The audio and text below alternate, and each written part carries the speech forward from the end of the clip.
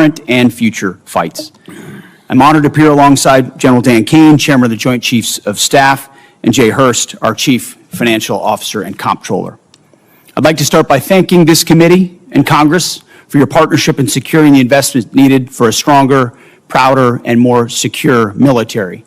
Your focus on acquisitions, your focus on efficiency are the reflection in our department as well and in this budget. A nation's ability to build, to innovate, and to support the critical needs of its warfighters at speed and at scale is the foundation upon which its deterrence and survival rests.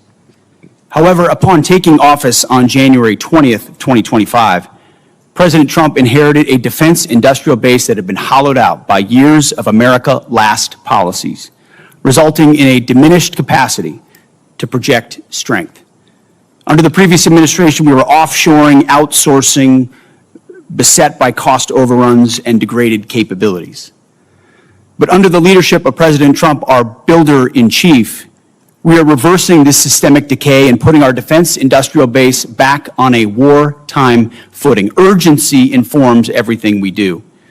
We're rebuilding a military that the American people can be proud of, one that instills nothing less than unrelenting fear in our adversaries and inspires historic morale and recruiting in its ranks.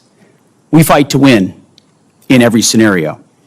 The $1.5 trillion budget put forward by the President will build upon a previous $1 trillion FY26 top line and will continue to reverse the 4 years of underinvestment and mismanagement of the Biden administration. The $1.5 trillion budget will ensure that the United States continues to maintain the world's most powerful and capable military as we grapple with a complex threat environment across multiple theaters. Not to mention, the budget also includes a historic troop pay increase, 7% for junior enlisted, and the budget eliminates all poor or failing barracks. Quality of life for our troops is front and center in this budget. By supercharging our defense industrial capacity and transforming how the department does business, we are restoring American commercial dominance at a pace unseen in generations, transforming the defense industrial base from the broken, slow-moving systems of the past. We have flipped the Pentagon acquisition process from a bureaucratic model to a business model, decisively moving from an acquisitions environment paralyzed by bureaucratic red tape into an outcomes-driven organization focused on delivering the most for taxpayer dollars. Over the past year, through historic multi-year procurement agreements that this committee supported, we've cut smart business deals that have sent unambiguous demand signals to industry to build more and build faster. The result has been a surge, a revitalization of our great American factories and a massive reinvestment in the skilled American workers who serve as the industrial muscle behind our warriors. You're a war criminal. You should be arrested. What you're doing is despicable. The American people do not want to go to this war. We don't want to fight a war for any people. This is not the status. Further interruptions of our hearing will be treated in like manner. We appreciate the First Amendment rights of Americans to express themselves, but disruption of this hearing will not be tolerated. So, Mr. Secretary, you may continue. I'll briefly provide some concrete high-level metrics of what we've accomplished over just the past few months. These are announced new facilities and investments to support American warfighters. The department has helped stimulate more than 250 private investment deals in 39 states, 180 cities, in 150 companies worth more than $50 billion. It's resulted in 280 new or expanded facilities, more than 18 million new square feet of American manufacturing, and more than 70,000 new jobs. These $50 billion in investments in new plants, new assembly lines, and new factories are private investments, not taxpayer dollars. By completely transforming our department's business model, American companies are investing in America with their own dollars, a historic demonstration of American manufacturing and defense revitalization, all with their money, not Uncle Sam's. This has never been done before, and is long overdue from a bureaucratic model to a business model. These investments equal great things for America, for American families, and American workers to ensure that our warfighters have everything they need, all American made. Together with the help of the policy updates and appropriations passed by Congress, President Trump's War Department has begun to turn the lights back on in our manufacturing towns across this country, forging a lethal arsenal of freedom. Every policy we pursue, every budgetary item we request serves to ensure that this department remains laser-focused on increasing lethality and survivability from the front lines to the factory floor. This is a historic budget, as you said, Mr. Chairman. This is a fiscally responsible budget, and this is a warfighting budget. Speaking of warfighting, the topic of Iran, I'm sure, will come up often today, which I welcome. I look forward to sharing the incredible success of our military effort achieved in a matter of weeks. President Trump has the courage, has had, unlike other presidents, to ensure that Iran never gets a nuclear weapon and that their nuclear blackmail never succeeds. We have the best negotiator in the world driving a great deal. Unfortunately, as I said yesterday, and I'll say it again today, the biggest adversary we face at this point are the reckless naysayers and defeatist words of congressional Democrats and some Republicans. Defeatists from the cheap seats who 2 months in seek to undermine the incredible efforts that have been undertaken and the historic nature of taking on a 47-year threat with the courage no other president has had, to great success and great opportunity for preventing Iran from having a nuclear weapon. Despite this, under President Trump, we are restoring the unbreakable might of American manufacturing. We're providing for our warfighters, and we are putting the people and interests of this country first. May Almighty God continue to watch over our troops wherever they are, and may we honor the legacy of those brave Americans that we have lost. This is our sacred mission, and this is what we will continue to execute on. Thank you, Mr. Chairman. Thank you for that statement, Mr. Secretary. General Caine, you are recognized. Thank you, Chairman Wicker, Ranking Member Reed, members of the committee, and your staff, who we never get to say thanks to. Thanks for having me today. I'm honored to be here alongside the Honorable Pete Hegseth and the Honorable Jay Hurst to testify on the President's fiscal 2027 budget. I'm grateful for the opportunity to testify today, and I'm thankful for your continued partnership and support of our warfighters defending the homeland and our interests around the world. It's a privilege to speak with you today about the foundation of America's strength, the 2.8 million members of our joint force. And I am continually inspired by the soldiers, sailors, airmen, Marines, Guardians, Coast Guardsmen, and civilians standing the watch for the nation, supported always by their families. They could have chosen a much easier path, any other path, but they volunteered for a life of purpose and passion and service. And every single day they rise to meet the nation's challenges, from combat operations to critical support roles, with the courage, tenacity, and grit that keeps our nation strong and secure. I would also like to express my deep gratitude for the 39 members of the Joint Force who've passed in operations, combat, and training during my time as the chairman, and specifically highlight the 14 who've passed in Operation Epic Fury. The Secretary and I are deeply grateful for each of them and their families, and their names will never be forgotten. As the chairman, my duty is to ensure our civilian leadership has a comprehensive range of military options and the associated risks required to make the nation's hardest and most complex decisions. I owe the President, the Secretary, and the Congress the truth at every turn. And my blueprint for this role has always been that of General George C. Marshall. His firm commitment to civilian control and a nonpartisan military remains my constant standard. And I strive to emulate his candor, delivering the facts leaders need to hear, not always what they want to hear. And once a decision is made, executing it with the absolute dedication while keeping the joint force precisely where it should be. That's the demand of our profession. As I sit before you today representing our incredible joint force, I want to emphasize my commitment to this committee and to the Congress. I will always follow General Marshall's steadfast example by providing clear and candid, nonpartisan military advice, working together to ensure the military remains squarely focused on one thing: being prepared to deter and, if called upon, fight and win our nation's war. And that is our mission. America's joint force is operational at its core, purpose-built for the realities in a complex world. We're organized, trained, and equipped to execute the most demanding missions across the globe with unrivaled precision. And over the past year, our warfighters have consistently demonstrated exactly what it means to be the most capable and most professional force on earth. Our shared goal is to ensure the joint force sustains the strategic initiative and advantage and ability to project power to respond to the global challenges on our nation's terms.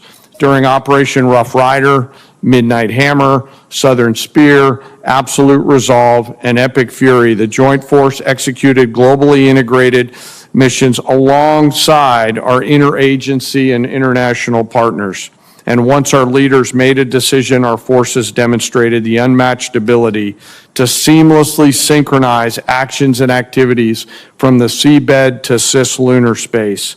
We're able to accomplish these complex things that we are asked to do because we draw from a deep reservoir of training, professionalism, and commitment. Our operational tempo is high, but we're designed to sustain it, rebuilding readiness every day, training professionals every day, and sharpening our edge every day. And I am incredibly proud of this joint force team and the leaders at every echelon who command it. As the chairman said, we are living in a complex environment. Today, I look forward to discussing how we can sustain America's military advantage. And I know this committee recognizes the challenges and the urgency in the environment that we face. We're operating in delicate and dangerous times where risk is scaling, and the complexity of the modern battlefield demands America's constant adaptation, innovation, and partnership with Congress.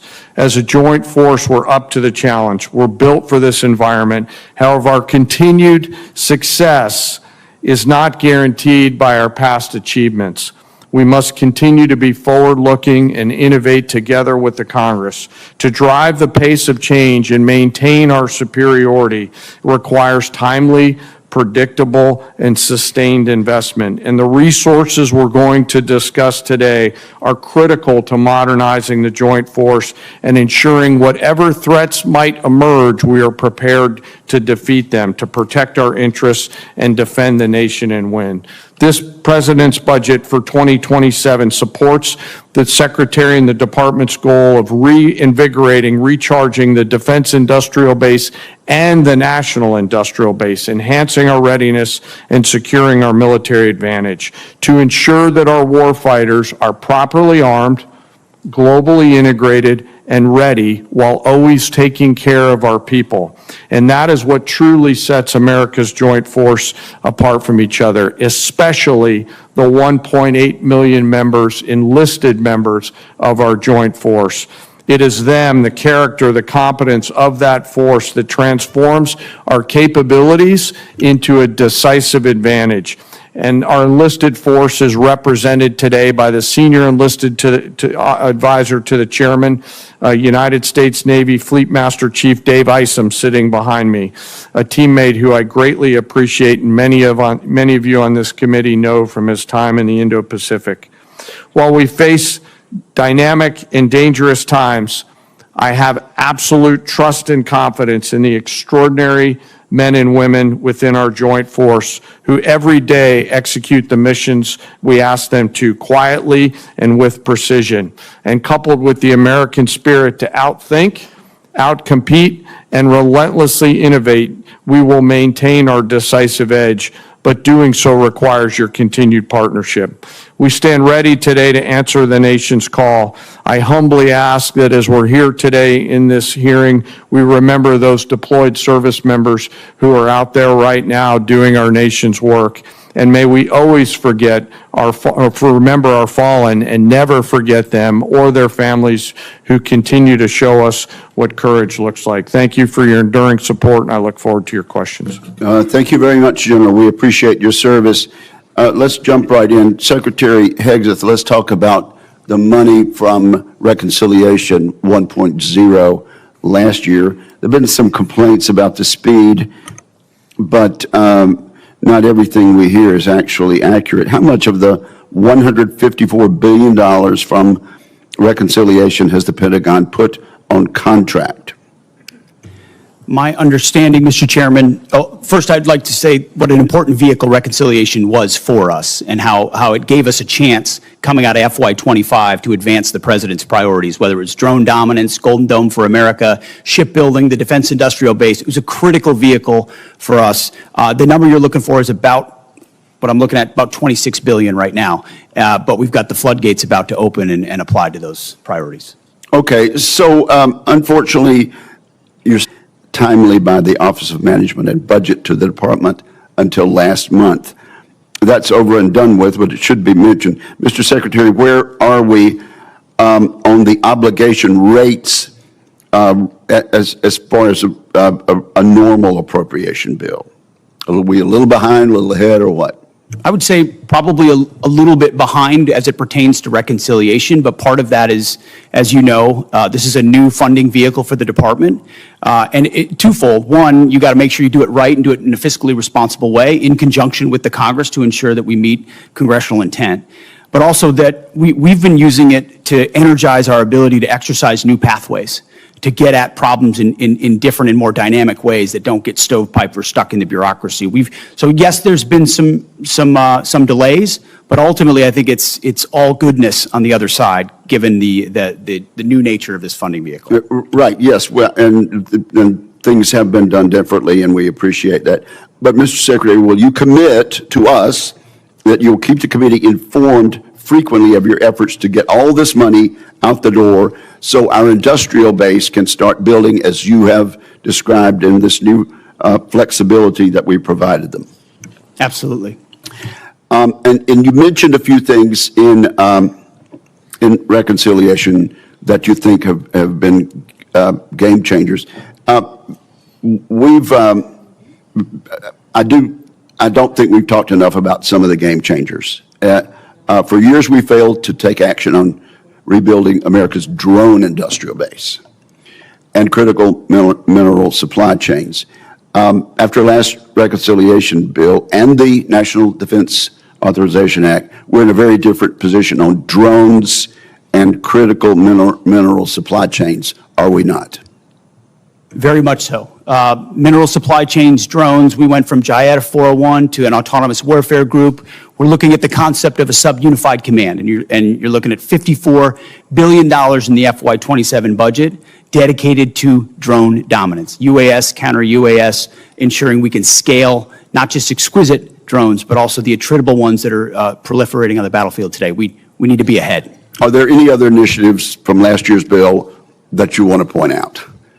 And you only have a minute and a half. The investment in Golden Dome for America, Right. the ability to get running on that, and we are on schedule to deliver capabilities inside this administration.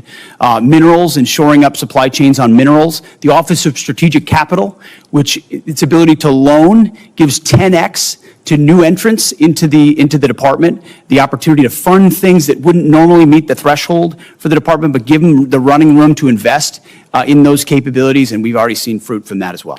And briefly, General Caine, there's no question that Vladimir Putin's Russia is taking serious action to undermine our efforts for success in Iran. Is there any question about that? Senator, I think there's actions and activities that are mindful of the hearing room we're in, but there's definitely some action there. Thank you very much. Senator Reid, you're recognized. Thank you very much, Mr. Chairman.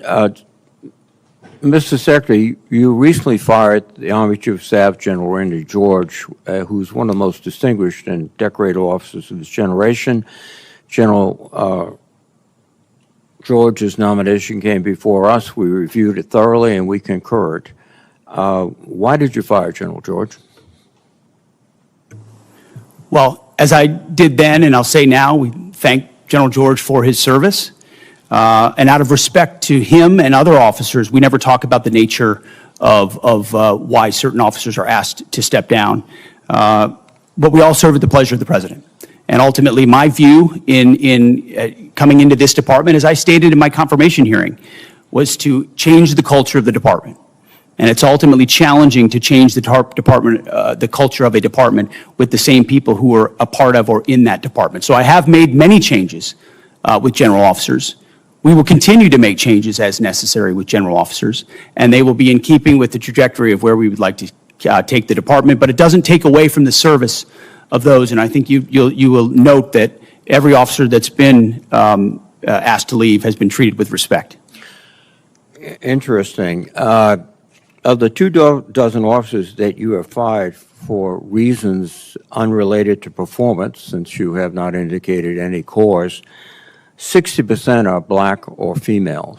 Now, did the President direct you to single out female and black officers to be dismissed? Senator, of course not. And as we've emphasized at this department from the beginning, the only metric is merit. Members on this committee and the previous leadership of this department were focused on social engineering, race and gender in ways that we think were unhealthy for the department, focusing on those things, making decisions based on those things. Okay. In President Trump's War Department, we make decisions based on only one thing, merit. And that's how we've made decisions going forward. That's how we've made them, and that's how we'll make them going forward. Well, let me go back to General George. What did he fail in terms of his lack of merit to continue serving? As I've said, I don't talk about the nature of dismissal out of you respect use for that these as an officers. excuse, and then But you ultimately, don't we talk want to about take the department in a particular direction, certain services in a particular direction, and we want leadership that's running as fast in that direction as possible. And in some cases, we make changes accordingly, but do so out of respect to those officers. Well, I think that direction from your behavior is an intense interest in Christianity, in nationalism, and in not recognizing the talents of women and non-white gentlemen, and that's the wrong direction. I don't know what you're insinuating, Senator, but I am not ashamed of my faith in Jesus Christ. Well, you shouldn't be And ashamed. if you want to shame me for it, go ahead. I'm not shaming you, but are you critical of other faiths? I am a believer. I'm quite open in that, and our department allows for a multitude of faiths. So I don't know what you're suggesting. I've heard the likes of things that people like you suggest to try to smear my character, and I won't give into it. No. I'm sorry, Mr. Secretary, but broadcasting before the national religious broadcasters stressing the need for more Christianity in the military forces doesn't seem like a neutral position in which you tolerate and accept all religions. Let me move on. The strategic aspects of this operation in Iran. The President declared that we're going to destroy their missiles and raise their missile industry to the ground. And after more than 13,000 strikes, unclassified assessments conclude that Iran retains more than 40% of its drone arsenal and 60% of its ballistic missile launches compared with pre-war levels. That's one of his objectives. The second objective was regime change. To the great proud people of Iran, I say tonight that the hour of your freedom is at hand, and we will take over your government. Well, when we finish, we'll take over government. That has not succeeded. And then one of his other things is at the onset of the war, the President said, we will ensure that Iran does not obtain a nuclear weapon. Military operations in Iran have not achieved that goal yet. And it also seems to indicate that his pronouncements about Operation Midnight Hammer, obliterating the nuclear policy and structure of the Iranians was false. So you have not achieved any of the objectives yet that has the president mentioned. Well, in this setting, I won't talk about the nature of metrics, which are classified, as you know, Senator. But I can say that looking at the objectives we set out to achieve from the beginning, some of which you laid out, our military objectives have been stunningly effective. Take, for example, their defense industrial base. They're completely incapable at scale at any level of reconstituting the capabilities you referred to, which is a devastating result for any country, especially one whose ambitions are as wide as Iran's. So we've put the president in a very strong position to ensure Iran never gets a nuclear weapon. That's the takeaway that's been underneath every single aspect of this. For 47 years, Iran's trying to blackmail its way to a nuclear weapon. They were closer than ever before because of bad deals under previous administration. President Trump was willing to do something about it and not allow their conventional missile shield. That's the North Korea strategy. That's, to be clear, what Iran was pursuing. Hiding their nuclear ambitions, revealing them over time, and then building a conventional shield of missiles so powerful that no country would challenge them for fear of what would happen if they unleashed that arsenal. Weakened after the 12-day war and Midnight Hammer, which did obliterate their sites, President Trump saw an opportunity because their ambitions continued to ensure that umbrella of nuclear blackmail did not allow them to get to a nuclear weapon. And the world is safer because of his bold and historic choice. Mr. Secretary, I think that's rhetorical but not factual. Thank you. Thank you, Senator Reid. Mr. Secretary, Mr. Hurst, General Caine, welcome. Over the last several months, I've worked closely with some of the new direct reporting program managers, and I've been encouraged by how they're approaching the department's most complex acquisition systems. General White's pulled forward the next milestone for the Sentinel program by at least 6 months.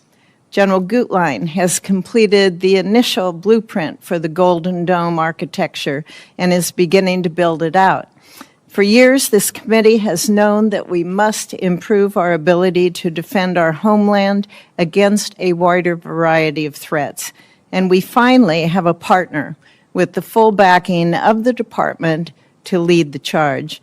Mr. Secretary, what's the advantage of this new type of program management structure? Well, thank you for the question, Senator. It's acquisition authority, technical authority, contracting authority. It's consolidating decision-making in one place under a highly screened, highly capable General White and General Gutlein, who know that terrain extremely well and understand what mistakes have been made in the past in programs of that magnitude, and then are given the authority to cut through the red tape. That's the key. Success or failure lands with them, and they know it. And as a result, they're incentivized to ensure that program, and then given every dollar and authority needed to move it as quickly as possible. So whether it's Sentinel, whether it's F-47, whether it's Golden Dome for America, these critical strategic assets, the direct report construct, along with Deputy Secretary Feinberg, who is a national treasure and is changing the way we do business at this department, is giving us a chance to ensure these critical systems are delivered. Thank you. And General Caine, can you give us your thoughts on why the Golden Dome received why they must receive that requested $17 billion in funding for the fiscal year 27? Well, Senator, it's as you know, it's an essential part of our Homeland Security layered defense, and as General Gutlein begins to do the work that you're asking about, and frankly helping to advance, the insurance around that down payment, charging the defense industrial base with those capital allocations will allow them to get after it much quicker. We appreciate the help. And if there's a delay in that funding? Well, I hopefully there won't be, Senator, because we've got a leader on that account 24/7, 365. But if we do, we'll always, of course, come back and talk to the Congress, but also figure out what has to be true to help that constraint get removed in that production system. And that's really what we're asking these leaders to do, is to be able to get past the theory of constraints. Okay, thank you. Secretary Hegseth, I agree with your statement on nuclear deterrence, when you said nothing else matters if we don't get this right, so we will. We need a modernized nuclear triad and NC3 architecture that can credibly deter multiple adversaries instead of an insufficient nuclear force structure based on fundamentally flawed assumptions made 16 years ago.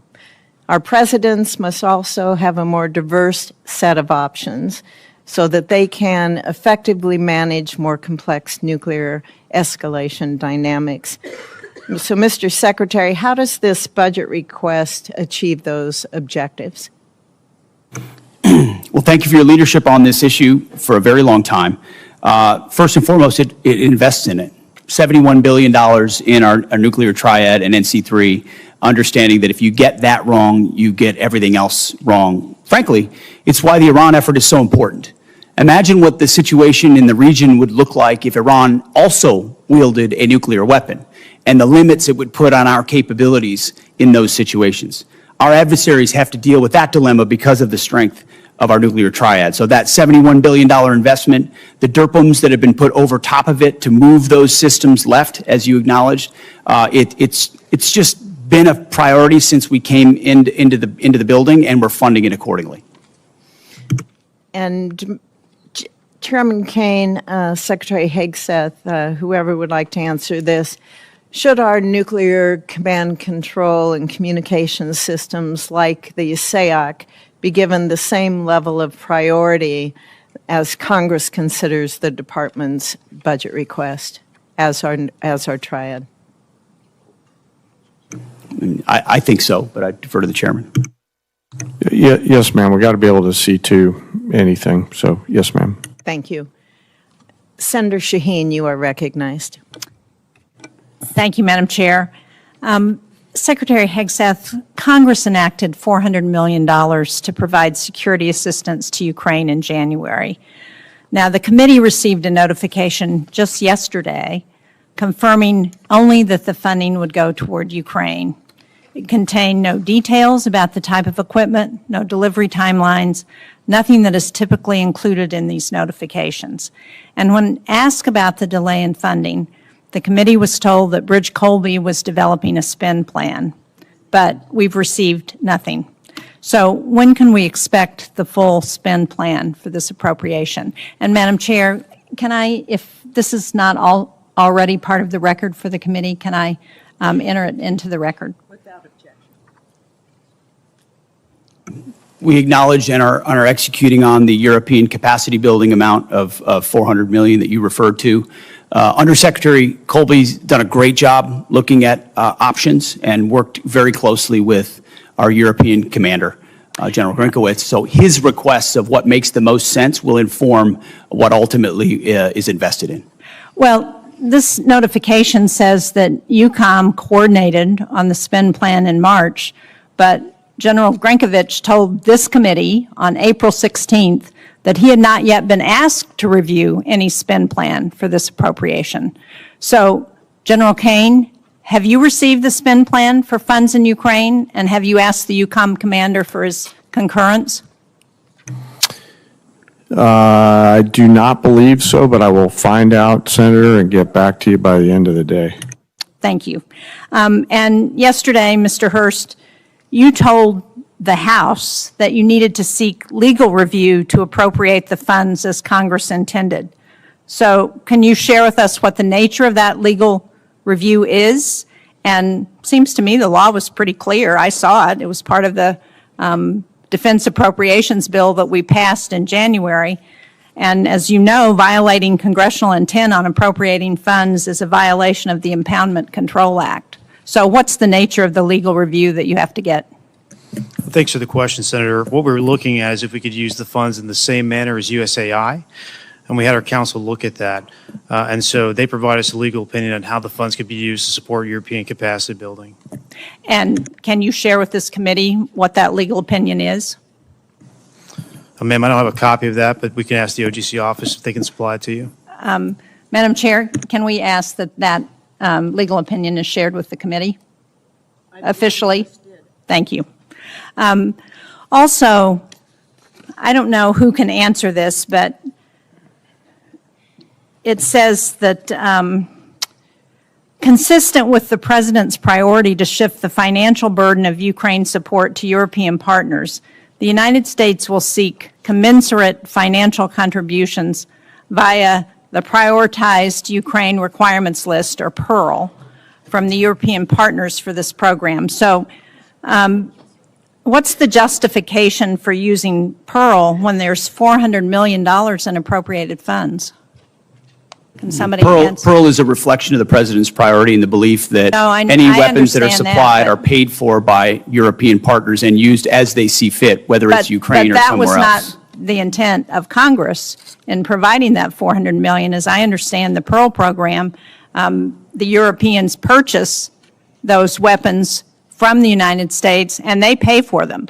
But this appropriation was $400 million that Congress expected to be provided to Ukraine, not paid for by the Europeans, but provided from the United States to support Ukraine. So again, I don't understand what the justification is for using PEARL when that's not the intent that Congress provided. We're following the intent of European capacity building, but at the same time recognizing that wherever PEARL can be utilized so that the Europeans contribute to that fight, per the burden-sharing approach that this President takes, is important. Congressional intent. And that's what I'm asking you, why you're using PEARL to do something that Congress intended to go directly to Ukraine. Well, we look forward to working with you on that. Mr. Hurst, can you answer that? What was the legal opinion on this? Did you ask the attorneys if the $400 million could be used for the PEARL program? Let's get back to you. We'll take it for the record, ma'am. Thank you. And what portion of the funding that's committed from the Europeans under PEARL is being used to assist Ukraine rather than restocking our own shelves? Can you answer us that? That's up to Europe. Ultimately, Europe pays for any weapons that we provide, and they can utilize them as they see fit, whether it's Ukraine or otherwise. Thank you, Senator Thank you. Shaheen. There have been a number of times when our witnesses have stated, both in the closed hearing and up here, that they will get back to us. And we certainly hope that will happen very expeditiously. So thank you very much, and thank you, Senator Shaheen. Senator Cotton. Thank you, gentlemen, for your appearance today. Mr. Secretary, you provided us with a chart here entitled The Arsenal of Freedom, which includes a lot of sites that you visited. My favorite one is down here in South Arkansas, Camden, where you and I had a chance to visit just a couple months ago, highlighting the great work that the people there are doing to help rebuild our arsenal of freedom. Thank you, first off, for being there and for your kind words for the workforce of the people of South Arkansas. Isn't it fair to say that the war in Iran, just like the Ukraine war before it and still today, hasn't caused any challenges with our munitions the way some of our Democratic colleagues would say, but it's exposed a decades-old problem of brittleness and fragility in our defense industrial base before you and General Caine took over, and that we're trying to address right now? In many ways, that's precisely what we're trying to address. We also have a situation where President Trump rebuilt our military in the first term, and a lot of those munitions and a lot of those capabilities were sent to Ukraine under the previous administration, to the point where when we ask our commanders or when we look at O plans, the answer often is that was sent to Ukraine. So the recognition of those two things has, as the President gave us a charge from day one, to rebuild the arsenal of freedom, to fast forward, not to provide a little bit more of each thing, but 2x, 3x, 4x the number of exquisite munitions that we need. The expenditures that we've seen under this administration, we can account for them, and we ensure that other O plans and elsewhere are well taken care of. So on the munitions front, we're in really good shape, but we need to accelerate, and that's exactly what we're doing. And I think that's an important point you make, is that we're not just trying to fill a hole that was created by epic fury or by support for Ukraine. We're going to fill that and then go much beyond that for our needs in the future. So we're never caught where we were over the last several years with these worries about munitions running short. Is that right, Mr. Secretary? That's exactly right. The President has charged up with not just replacing anything, but filling it up as he might say, to the tippy top, and make sure that the remainder of this term and future presidents have all the munitions they need for any level of contingencies, especially considering the dangerous world we live in. I want to turn now to Operation Epic Fury. It's been a smashing military success. Unfortunately, we have suffered casualties, to include soldiers killed in the line of action. Obviously, our military takes the greatest steps possible to protect our troops, whether they are in action or whether they are on bases in the region. No war, though, is antiseptic. Mr. Secretary, could you explain some of the steps we've taken to try to minimize to the greatest extent we can the number of casualties we've taken in the Middle East? First of all, every day we live to ensure that we follow through on the legacy of those who gave everything. So that's front and center for us. But I can also say, and the chairman may want to weigh in, from the beginning of looking at the possibility of this contingency, setting the defense and ensuring that Admiral Cooper and everyone throughout CENTCOM had every possible measure they could to ensure that our troops are protected and force protection was maximized was the top priority. Moving assets to the region, we integrated our air defenses with local Gulf countries to ensure our shot doctrine was maximized, whether it's ballistic missiles or on drones, flowing in the most recent capabilities to ensure we can intercept drones, moving troops off the X. I think what people mostly don't know is that a massive effort was undertaken before this conflict to move as many humans off of targets to other places and maintain operational security about where they might be to minimize the space with which Iran could hit. We always knew something getting through was a tragic possibility. But I can assure you, from our perspective, that was priority number one, as it was Admiral Cooper's, to ensure that fortification and missile defenses were right there when we went on offense if we had to. General Caine, do you have anything to add? Well, in addition to just, again, mourning our fallen from the 103rd, what I'll add to the Secretary's comments is after every tragic loss, commanders at every echelon within our joint force are going to go back and look at what was our plan and what lessons we can learn from this so that we protect and defend our soldiers, sailors, and other members of the joint force the next time. Thank you, and I know you do, and I just wanted to give you the opportunity to speak to what you've done to try to prevent casualties and minimize them. Obviously, again, no war is antiseptic. One final question. I understand you've been accused of lying to the president. Mr. Hegseth, have you lied to the president at all about what's happening in Iran or Epic Fury? No, only tell the truth to the president. General Caine, have you lied to the president about what's happening in Iran or Operation Epic Fury? Never. I suspected that would be your answer, but since you were accused of it and deep staters are leaking to the media about it as well, I just wanted to give you a chance to answer on the record that, of course, you've always given the president a completely accurate picture of what's happening. Thank you, gentlemen. Thank you very much, Senator Cotton. Senator Gillibrand and then Senator Rounds. Thank you, gentlemen, for appearing before this committee, and thank you for the closed session prior to this. I don't know if you fully appreciate how much the American people do not support this war. It is an unauthorized war. Normally, when you come to Congress, it's a way for the American people to be part of that discussion. The American people, particularly in my state of New York, are upset for a lot of reasons. First of all, this war is costing so much money.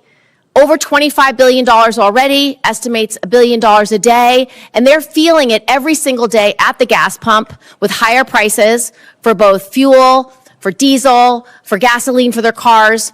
They're also feeling it with higher grocery costs, and they're exhausted. They are truly exhausted. On top of that, they have so many grave concerns about how this war is being prosecuted. They read in the paper that 22 schools have been hit. They read in the paper about a girls' school, hundreds getting killed. We have a debate going on in this country about AI, a serious debate about AI.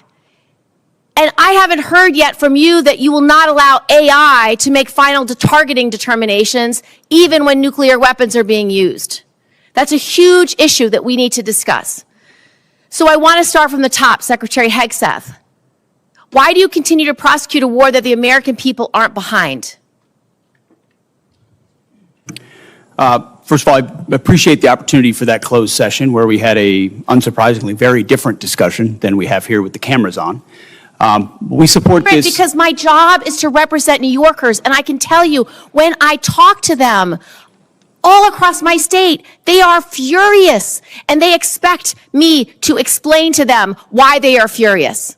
And Senator, when I talk to Americans, and especially when I talk to the troops, they are grateful for a president who has the courage to take on this threat after 47 years of what Iran has done, targeting and killing Americans, and what it would mean to the world if Iran's nuclear ambitions were actually achieved. So the question I would ask to you and to others is, what is the cost of a nuclear-armed Iran? What is the cost to the American people if the world's most dangerous regime has a nuclear weapon? But the truth is, they don't want war coming to this shore, and when you do a decapitation operation, the likelihood is going to be exchanged in the United States. There's no evidence that we are safer because of this war. We did not have any evidence that Iran intended to imminently attack this country in any way, shape, or form. So I disagree with your assessment that we are under threat. Do you not believe them when they say death to America? Listen, our adversaries use rhetoric all the time. What I'm concerned about is we are not safer, and I would just like to know why you have not sought the support of the American people, and 3 out of 5 Americans are against this war today. I believe we do have the support of the American people, and we have briefed regularly what this mission looks like and why it's critically important that we undertake it. And I would remind you and this group that we're 2 months in to an effort. And many congressional Democrats, as I pointed out, want to declare defeat 2 months in.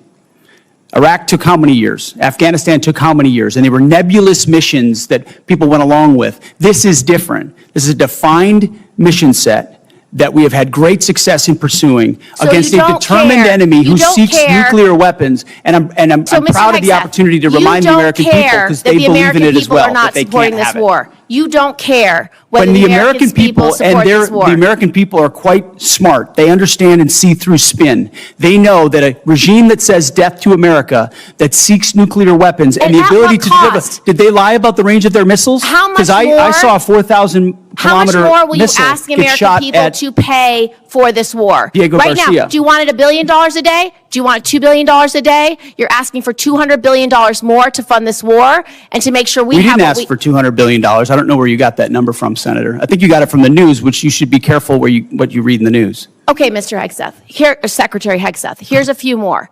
Let's talk about how you're prosecuting the war. What is your response to targeting that has resulted in the destruction of schools, hospitals, civilian places? Why did you cut by 90% the division that's supposed to help you not target civilians? And do you know the impact of a strategic failure at a war when you have so many civilian casualties? You may have tactically completed a mission well, but strategically is not meeting your goals because of the harms to civilians. What is the cost of that? Let's leave time for an answer. No military, no country works harder at every echelon to ensure they protect civilian lives than the United States military. And that is an ironclad commitment that we make, no matter what systems we use. And why did you cut the department by 90%? Thank you, Senator Gillibrand. There'll be other rounds of questions. Senator Rounds, you are now recognized. Thank you, Mr. Chairman. First of all, thank you to all of you for your service to our country. Let me just allow you to finish the answer a little bit with regard to the senator from New York. Does the United States military ever target a civilian center?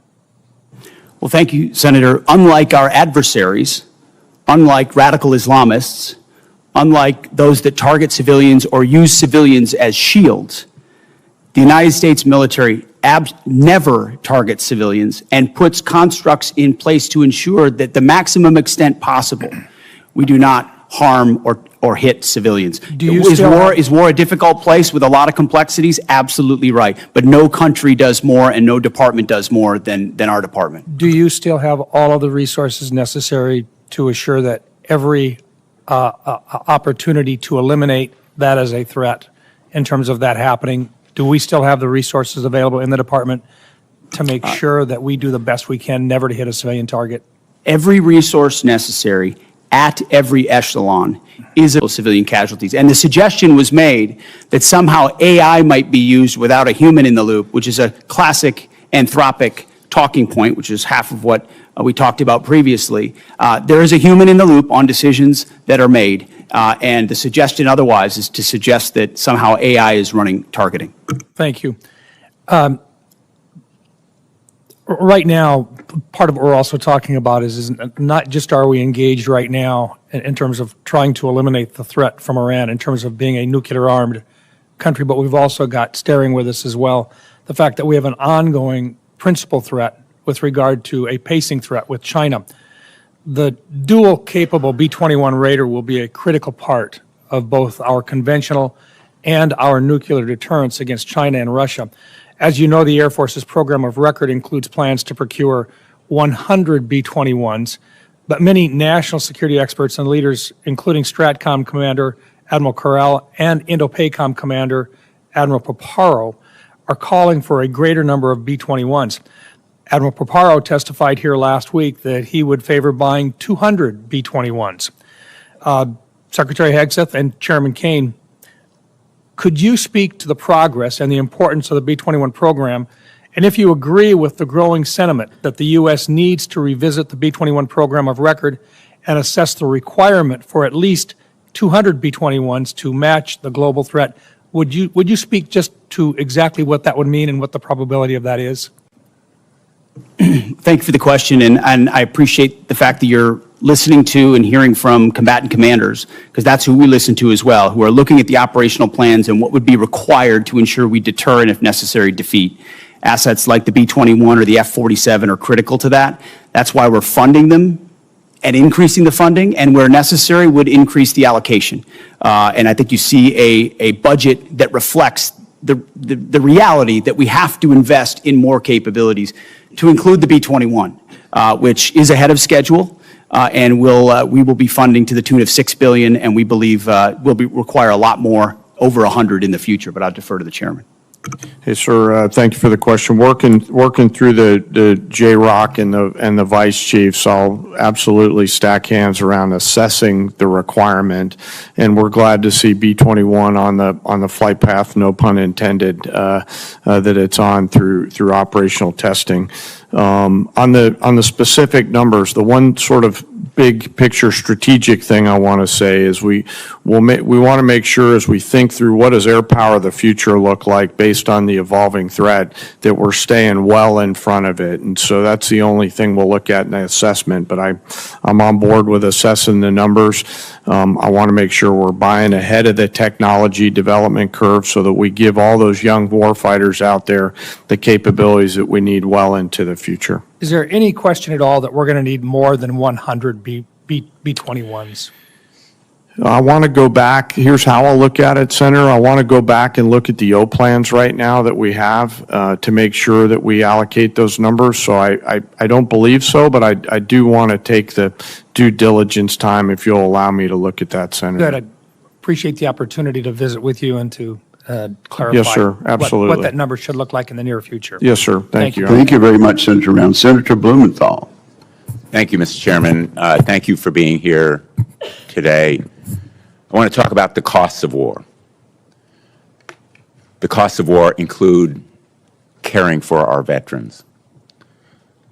We've had an estimate from Mr. Hurst yesterday that the cost to date in dollars for this war has been $25 billion, which I believe is well below the actual cost based on everything that I've heard, everything available to us in various kinds of settings, and I'm going to ask for a more accurate assessment. But we also know that about 400 service members have been wounded as a result of this war. When they retire, when they come home, their retirement pay will be docked dollar for dollar for every disability benefit dollar they receive. Secretary Hegseth, I'd like your commitment that you will support the Major Richard Starr Act that will eliminate this wounded warrior tax. I'm sure you're familiar with it.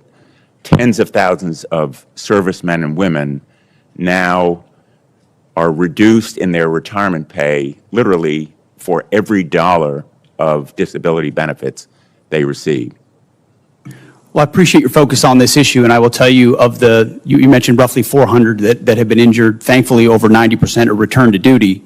But that doesn't mean they wouldn't have a residual challenge and we're tracking that at point of injury to ensure that that is noted, even though they're returned to duty. But what I'd like is your commitment that you will support the Major Richard Starr. As I have said in the past to other organizations, we support the Richard Starr Act. Thank you.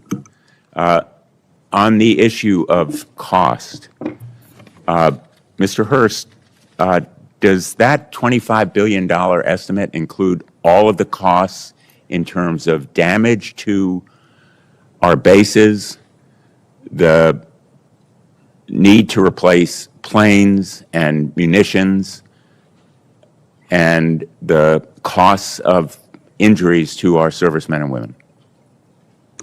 Senator, so for the Milcon facilities replacement cost, that's probably the hardest thing to estimate right now because we don't know what our future posture is going to be or the future construction of those bases. Well, you owe it to us. You're here to ask for appropriations. Of course. And I would like a more accurate estimate of what has been done that will require replacement and renovation, as well as the other costs. And I think $25 billion is probably less than half, maybe less than a quarter of the total cost of war, which is the reason why the supplemental request is much higher. So I think you owe it to the American people to give us the straight talk about what the costs have been. Mr. Secretary, I know you have characterized this war as an astonishing military success, to use your words yesterday. But the American people aren't buying it. And I know you feel the American people are seeing through the abstruse stuff that is thrown at them, but one point is irrefutable, which is America never succeeds in war unless the American people are behind it. And if what you're seeing as success now is winning, I would hate to see what losing looks like, because none of the shifting and contradictory objectives of the war so far have been achieved. Likewise, let me ask you, yesterday, the President said that Ukraine has been, quote, militarily defeated. I assume you don't agree with that assessment. The negative nature in which you characterize the incredible and historic effort in Iran is part of the reason, Senator, why the American people view it the way they do. It's why I looked out at our press corps at the Pentagon and called them the Pharisees in the press. It's because they look for every problem. Well, I'm asking you about You look for Ukraine. every problem that Do you believe exists, Ukraine and you has been miss. militarily defeated?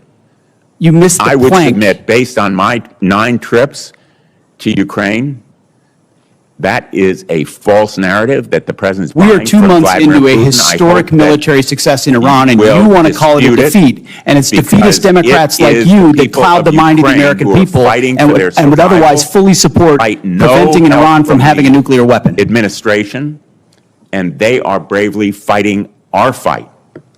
And that is the reason that I'm pursuing the Russian sanctions bill, which is bipartisan, along with Senator Graham, and why I hope we will recognize our obligation to release that $400 million, which we've appropriated. Thank you, Senator Blumenthal. Senator Ernst. Thank you, Mr. Chair, and thank you, gentlemen, for being here today. I really do appreciate your time to be with us. Before I begin some of my questions, I do want to start with something personal, and both to you, Secretary Hegseth, and to the chairman, I want to thank you both for the time that you take to recognize our fallen and those that have given, of course, during this administration, given their all. You have traveled to Dover and have been there to greet those families and to welcome home the fallen. I've been there with you, and Iowa has been hit in particular very hard. We lost 2 of our Iowa National Guardsmen from the 2nd Brigade Combat Team, 34th Infantry Division. Secretary Hegseth, you know full well the 34th. But we also lost 6 members from the 103rd Sustainment Command Expeditionary based out of Des Moines, Iowa during this current conflict. And again, your presence there meant a lot to the families. It also meant a lot to me. So thank you very much for taking the time to do that.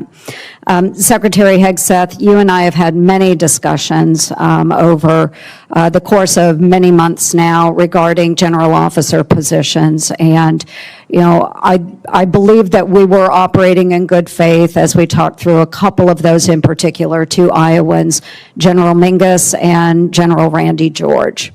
I was disappointed to see that their retirements were hastened over what I believed had been set out by you and the administration. So I just want to take the time to list out some of General Randy George's accomplishments as Army Chief of Staff.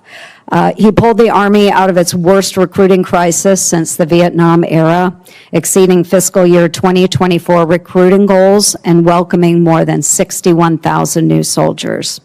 Recruitment numbers that both you and the President talk a lot about, and rightfully so. He cut 5% of general officer positions, 12 positions that were deemed as non-essential in the Army, and he reduced the Army headquarters by 1,000 personnel. He co-authored the Army Transformation Initiative, which is a comprehensive response aligned with your directives, and he testified here in front of Congress and took a lot of heat defending that Army transformation. He was suddenly let go at the beginning of April 2026. General George's merits, which I firmly believe in, he enlisted at the age of 17. He is a West Point graduate. He had 4 combat deployments. He served in Desert Storm, Iraq, and Afghanistan. He had 38 years of honorable service. He achieved the greatest Army recruitment and modernization effort in a generation. So I want to thank him for his service, and I would like to enter into the record, Mr. Chair, the speeches that I did honoring General Randy A. George on his retirement and General James J. Mingus on his retirement as well. Without objection, they'll be admitted. Thank you very much. I'd like to talk a little bit about the audit, Mr. Secretary. I saw the video that you posted this week calling on the department to pass a clean audit, and thank you for doing that. It's something that we talked about during your confirmation hearing. Fiscal responsibility at the department has been a priority of mine for a very long time, and I think it's time that we build on that momentum. It's extremely important. And that's why I'm pushing for my Receipts Act in this year's NDAA. It's focused on improving financial traceability and accountability across the department. And if you could talk a little bit more about the efforts in making sure that we are being much more accountable to our taxpayers. What is that effort going to entail? When will we see a clean audit? As I said, Senator, thank you for your work on the audit. That has been a priority of our department from day one, and we put in place goals and benchmarks to get to FY28, get to 28 for a clean audit. The Joint Task Force audit, which we announced, was a reflection of even more capabilities we want to push forward and centralize authority to make sure it happens. Jay's been involved from the beginning. We also have a new IG. Who the new IG's focus, one of his focus points is precisely this, and he's prepared to work with us to ensure we reach it. So I think at every level and through this budget, it's a focus. Okay, thank you. We look forward to seeing a clean audit. Thank you, Mr. Chair. Thank you, Senator Ernst. Senator Hirono. Thank you, Mr. Chairman.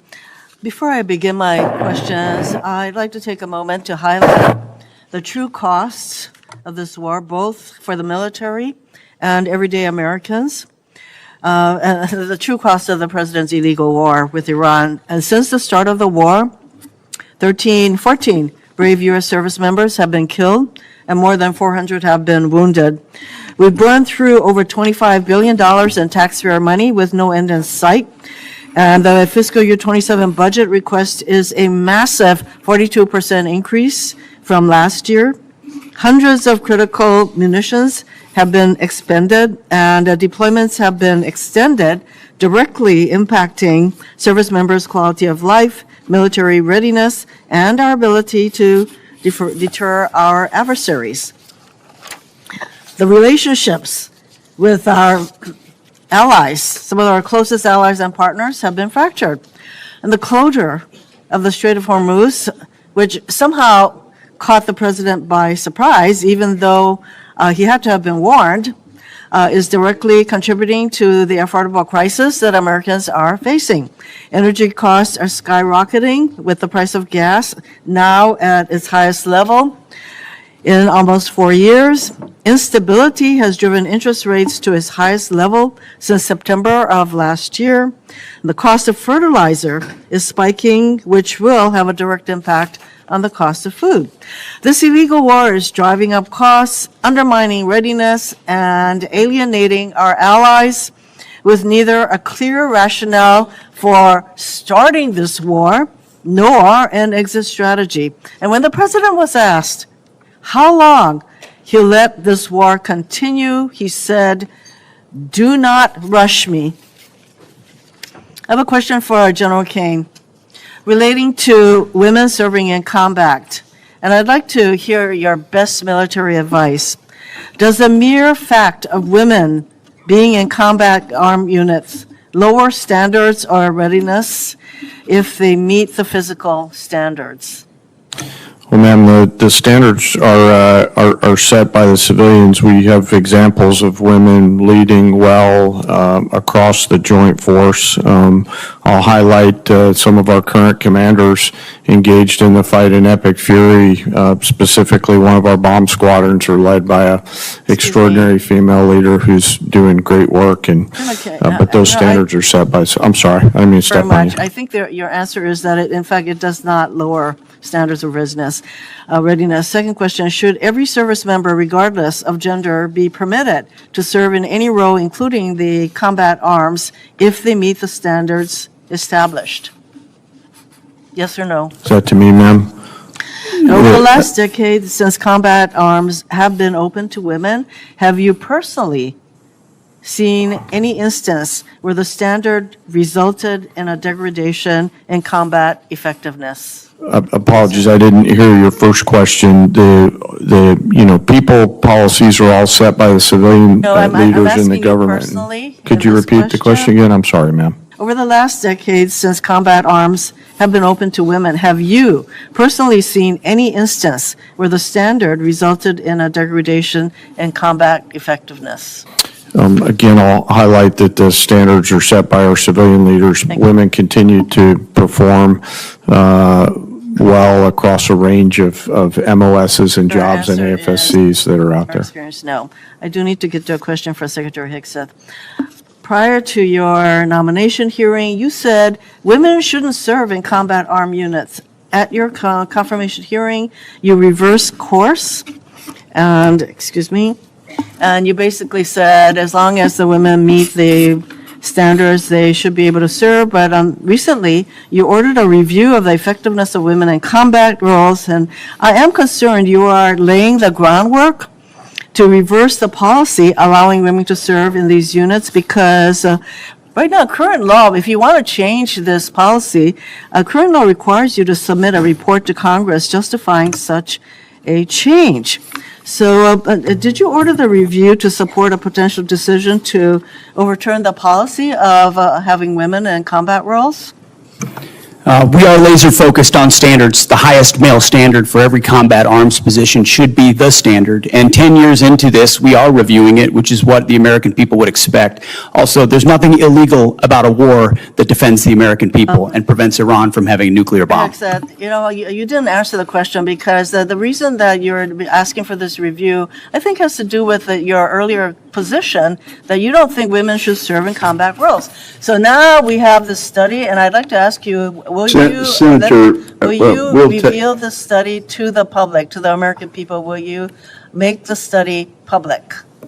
Will you make that study? Yes or no? We're doing the study for that very reason, to ensure that real science is applied to this question and not social engineering like the previous administration. We appreciate your assurance that that will be made public. Yeah, I think it's really critical that this study be made. Thank you, ma'am. Senator Scott. Thank you. Well, first, thank each of you for being here. Secretary Hegseth, you can talk about, you've had the job for a little bit. What are you most proud of, and what are your biggest challenges? Well, I appreciate the question, and what I'm most proud of is the incredible men and women who serve in our nations in uniform and what they are capable of when they're given a clear mission and unleashed to do it. And I think the best reflection of the success of President Trump and this War Department is the historic recruiting success and the historic morale amongst our ranks. I would encourage every member of this committee, Democrat or Republican, go into the formations. Go into the Air Force formations, the Army formations, the Marine Corps formations, and talk to corporals, talk to sergeants, talk to lieutenants, talk to captains, talk to colonels. And what you will find are men and women more inspired to serve in the military than they have been in a generation. And you see that in the young Americans who are rushing to recruiting stations at historic numbers, 30-year highs across the force. We're hitting our recruiting numbers halfway through the year. Why is that? Because the American people look at what we're doing at the War Department by getting back to basics, and they're attracted to that. Same with our retention rates, which are now merit-based. Our best sergeants, our best leaders are staying. That's exactly what we want. So we've made changes to change the environment. The renaming of the department to the War Department is not just a name. In fact, it's restoring it to the original name of the department, set by George Washington. But it's an ethos as well. That warrior ethos lives inside the heart of each one of these men and women, and we're unleashing it. I'm proud of you name it, the border, the missions, yes, those are all incredible demonstrations of that, but it's the people and the urgency of Americans to want to be a part of it that is the best affirmation, Senator. Thank you. So we've talked about the importance of not relying on Chinese drugs for our military. Can you just talk about what you're doing to make sure that we don't continue to rely on China for anything, including our drugs? Oh, drugs. Yeah. Absolutely. We can't be dependent on China on anything that's critical to our supply chain, even if it's the national industrial base and not just the defense industrial base. And you've been a leader on that. This committee's been a leader on that. Onshoring, bringing manufacturing here, bringing critical capabilities here is central to the interagency and the NSC, but also our department. If any critical weapon system is reliant upon something China could change at a moment's notice, then we have a true challenge to our ability to produce for the American people. And so we're finding all of those, changing them, onshoring it. Reviving the defense industrial base allows us to ensure we're separated from China on anything that's critical. Thank you. Can you talk about the importance of foreign military sales to our allies and our partners and what you're doing to make sure that whether it's what you're doing right now in Iran or any potential conflict in Asia, our partners have the best assets to be able to be a great partner? Absolutely. Foreign military sales has been a huge problem for a long time because the department didn't prioritize it and organize to deliver efficiently on it. So we're working with the State Department. We've changed the way we do business internally. The executive order, the America First Arms Strategy, prioritizes what we sell and to whom, a catalog approach. But it took us, this committee would be astonished to know how long it took us just to get our arms around who we're selling to what and by what processes, which means there was no strategy behind ensuring we're sending the proper demand signal to industry and delivering those systems on time and under budget to those countries, which you can imagine is frustrating to partners who are relying on those to be able to step up and burden share. So foreign military sales is critical to our own defense industrial base. More customers for our companies that employ more American workers to ensure our allies are properly armed for the fights and they can stand alongside us. So FMS is a big one for us, Senator. General Caine, I just want to commend you and everybody in the military for what you did in Venezuela and then what you've done in Iran. The willingness of the American military to fight and win, do you think it's changed the calculus for Beijing and Moscow? Well, Senator, I know they're watching, and I'm incredibly proud of the joint force and their ability to integrate and synchronize a range of activities. And I suspect that my counterpart in China is watching very closely and envious of what our joint force is capable of doing if ordered to do so. All right. Well, thank each of you, and thank everybody that serves under you. Thank you, Senator Scott. Senator Caine. Thank you, Mr. Chair. Mr. Hurst, I want you to just confirm something for me about the President's submitted budget. $1.5 trillion is about a 40+% increase from FY26. Am I right that not a penny of that is to go to a pay raise for the 800,000 civilians who work for the Department of Defense? We have 4.2% of a civilian salary set aside for bonuses to make sure we can recognize high performers in the civilian workforce. But in you our have department. guaranteed pay raises for the active duty and the Guard and Reserve component, but no guaranteed raises for There are guaranteed civilians. Is that raises for the correct? military, but in the last year, this department's given out more civilian bonuses. Well, if we're going to increase the defense budget by that much, I would hope the committee would take a look at this. Chairman Caine, man, I like the sound of that, Chairman Caine. General Caine, I want to ask you a question about Southern Spear. It's an operational question. I know from your background that you carefully act to keep military actions within the rules of war.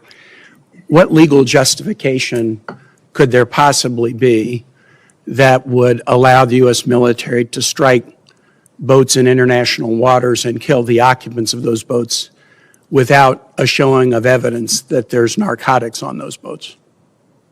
Well, sir, as you know, our job is to show the range of options, the associated risks, and then take those execution orders, transmit them down to the COCOMs on legally appropriate and legally backstopped actions. Could you give me a legal justification? Well, sir, the execution order, I don't have striking boats that do not have evidence that they're carrying narcotics? I apologize, I didn't mean to interrupt you. I don't have a copy of the order issued to Southcom with me today. It's classified in its own right, which clearly articulates, based on a variety of criteria, what constitutes a valid military and legally valid target in that theater. And I know, I just want to say I know and trust that our commanders at echelon are rigorously following that legal opinion and those legal boundaries upon which we've been issued those orders. And General Caine, I would encourage, again, my colleagues, I am at a disadvantage. I've seen the legal opinion, but I can't talk about it because it's classified. I've seen the targeting criteria, but I can't talk about them because they're classified. I've seen the secret list of DTOs against whom we have declared war that even they haven't been informed of, but I can't talk about it because it's classified. But I would urge all of my colleagues to go to the SCIF and read the targeting criteria and get briefed about it, and then also look at all of the files of all the strikes that have taken place. I've done that with the first 46 strikes or so. And I think there's a profound mismatch between what is occurring and the underlying assumptions in the legal opinion. And I would just encourage my colleagues to dig into this.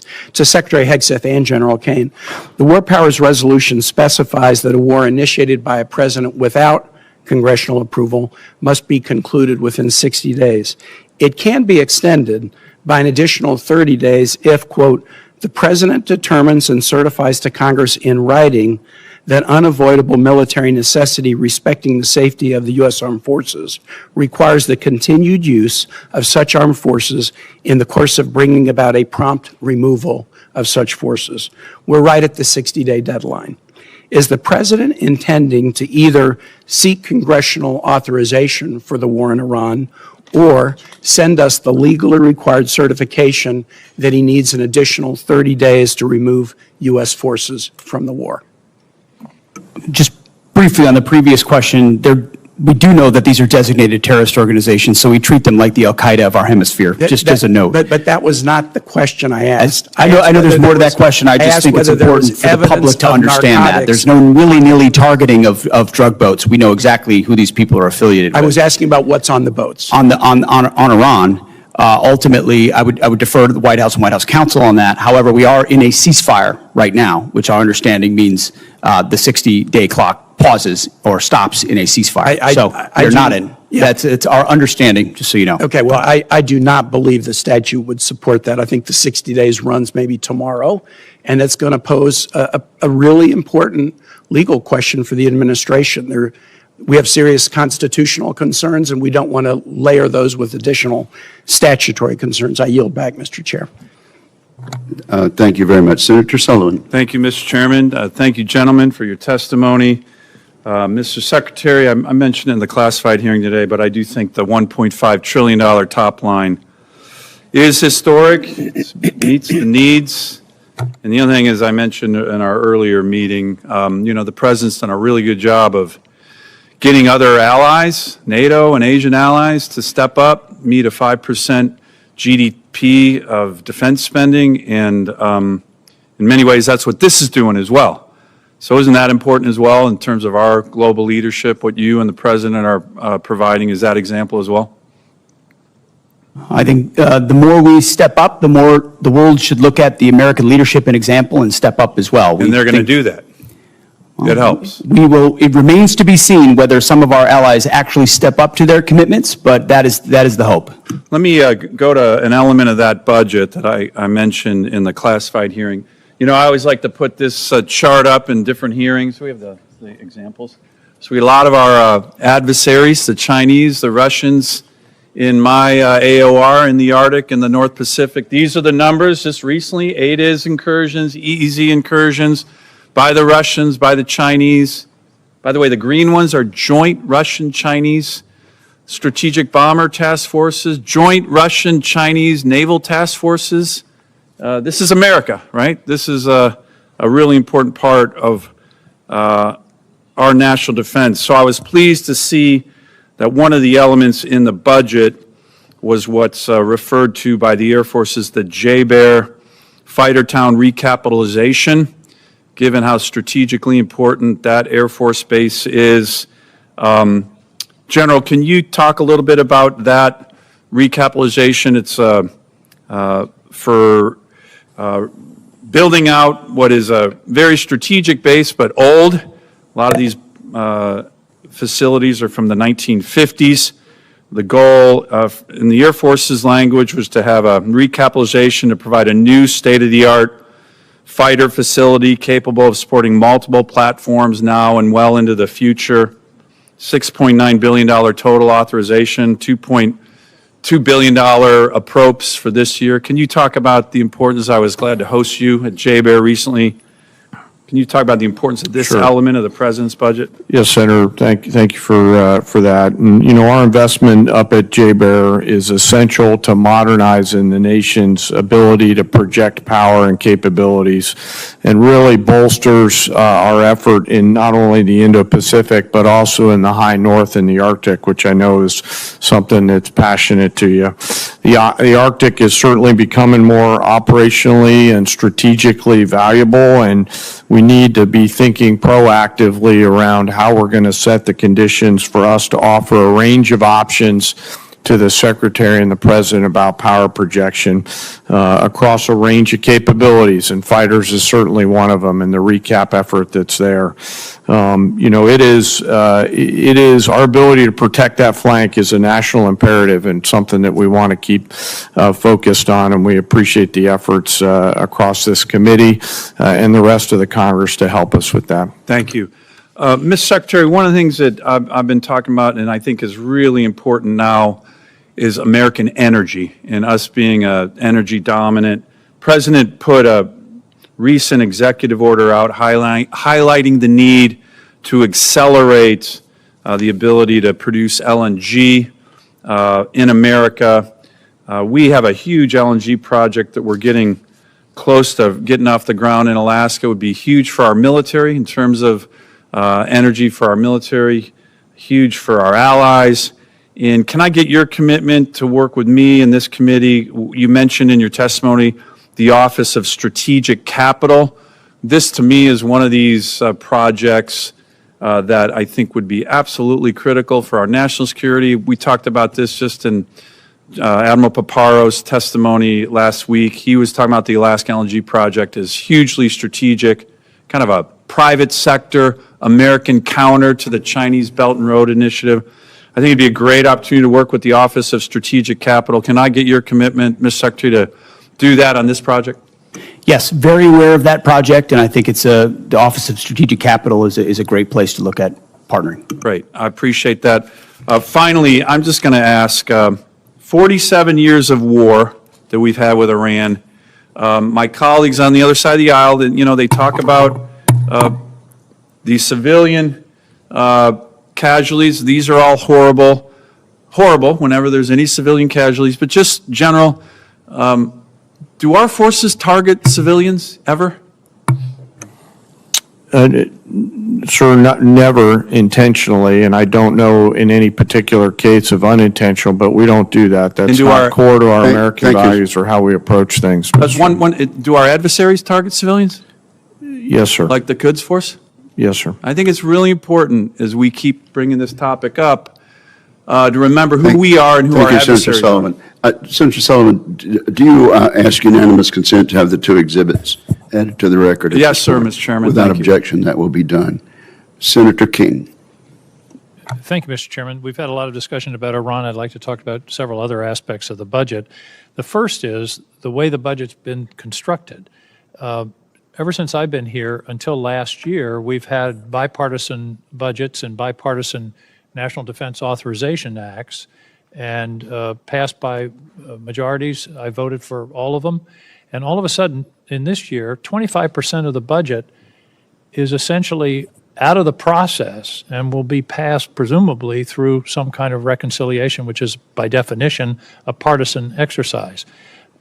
Mr. Secretary, why not all those items, housing or Golden Dome, whatever, why aren't they in the regular budget? Why do we suddenly have a two-part budget where this committee and the Congress generally has oversight and input to a process where a quarter of the budget is essentially a slush fund? Well, Senator, I appreciate the question. I wouldn't characterize a quarter of it as a slush fund, but I recognize that we see it as in totality as a $1.5 trillion budget. But why the separation? Why the two pieces? Multiple vehicles. As you know, there are multiple dynamics that play into why there are multiple vehicles, but we are fully committed with working to the committee to ensure that the right vehicles are utilized to get precisely this amount, $1.5 trillion. Why should we? You didn't answer my question. Why are there two pieces? Why not? For time immemorial, we've done budgets here. We've never, to my knowledge, we've never used this reconciliation process for a defense budget before. What's going on? Why not? My understanding of the reason for the vehicles is to ensure we actually get to 1.5 trillion, which is the most important bottom line. The most important bottom line is that top line of 1.5 trillion to fund what we need, and we think this process is the most effective way to get there, Senator. Well, what you're really saying is we don't want to deal with that pesky Congress and their appropriation process. I think this is significant, Mr. Chairman, that we're basically abdicating a quarter of our responsibility in terms of this budget. Let me move on. One of the factors of this budget that hasn't gotten any publicity is that there's zero funding for Ukraine. That's correct, isn't it, Mr. Hurst? That's correct. There's no USAI funding in this budget. And there was 400 million that was appropriated last year by a bipartisan, bicameral act of Congress. What's become of that money? My understanding is not a dollar of it has been dispersed. It was released very recently, and again, we got these funds, I believe, in March. And it takes time for funds to flow through the department, but it's going to get put to work very shortly. We're going to work with the UCOM commander to make sure we use these funds in the most appropriate way possible. I didn't want Senator Sullivan to be the only one with an exhibit. This indicates what's happened to our support for Ukraine over a period of years. The orange bars are U.S. support. The blue bars are Europe. As you see, Europe is 99% in the year 2026. Same thing with humanitarian and other aid to Ukraine. And yet this is, I believe, an existential struggle for the future of democracy, where we had an aggressive country invade a neighboring country without any justification whatsoever. And by the way, that invading country is the major winner so far of the war in Iran. They've gotten, the estimates are $40 to $80 billion of additional revenues from oil and the relief of sanctions as a result of the war in Iran. Secretary Hegseth, why are we abandoning Ukraine? Senator, if you would hold that chart back up. Yep. I think that's a beautiful chart. I think that's exactly what we want.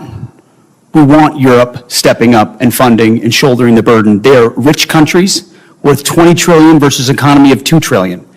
Europe can step up, Europe can fund it, and they have through our Pearl Initiative and through our European Command. That's exactly what the American people want to see, is other countries stepping up and funding that. If it's that important to Europe, which I understand why it is, and the incursion of Russia and the bravery of the Ukrainians, then European countries should pay for it, and that's exactly what that chart says, and that's the administration policy. So we don't have any interest in what happens in Ukraine. Is that what you're saying? It's only the Europeans?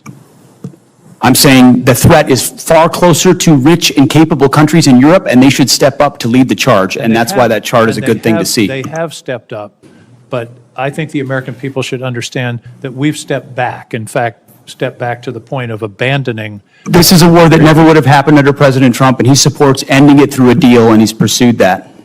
So far, it hasn't happened.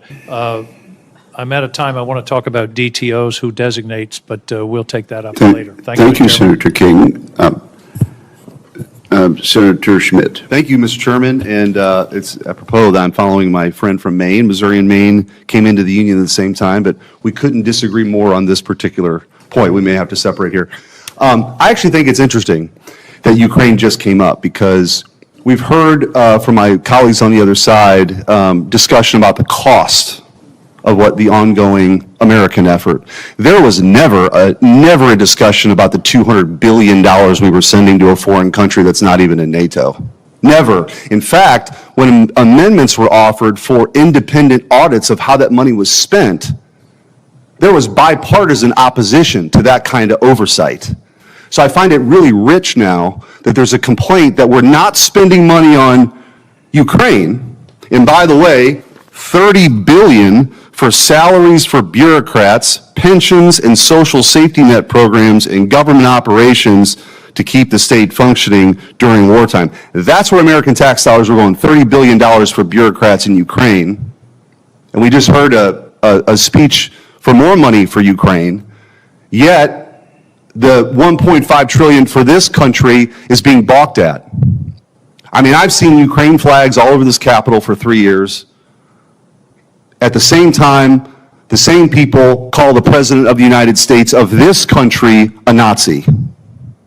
So forgive me if I feel like we've lost our bearings a little bit.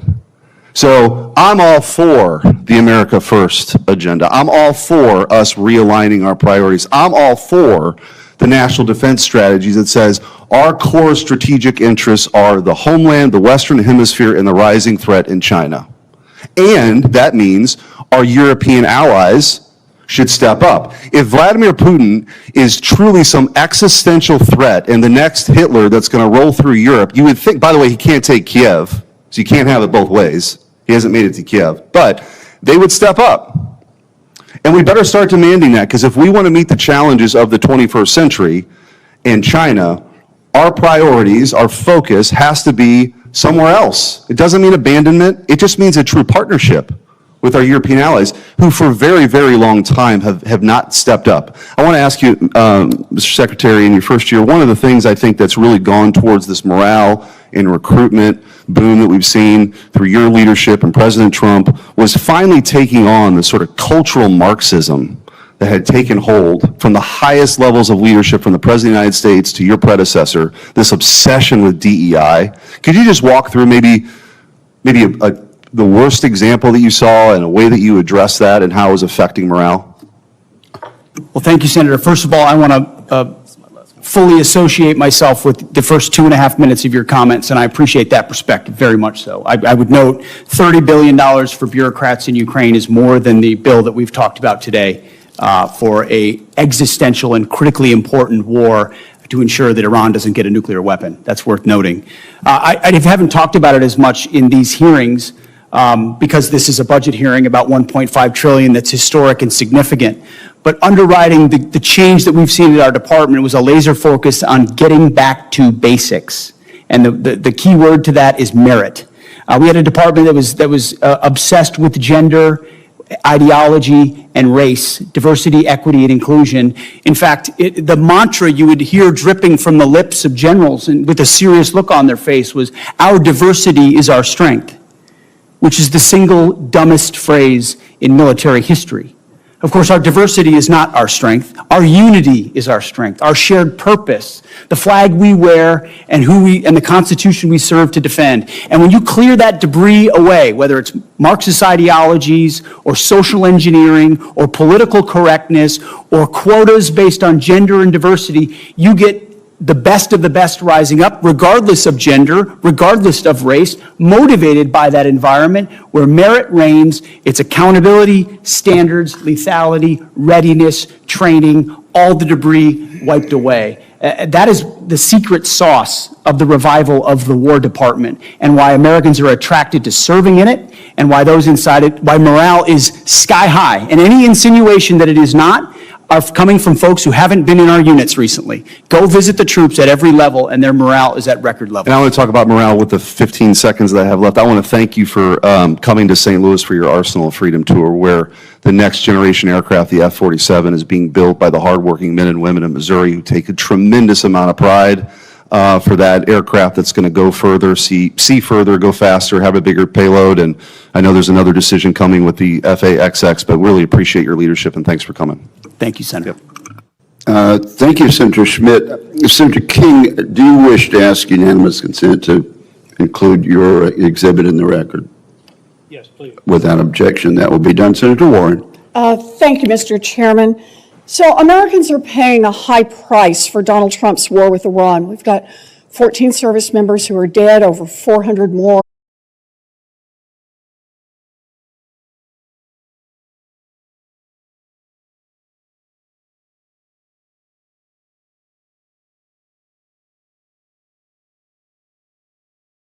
My job in ensuring we execute properly, which thankfully under this administration, our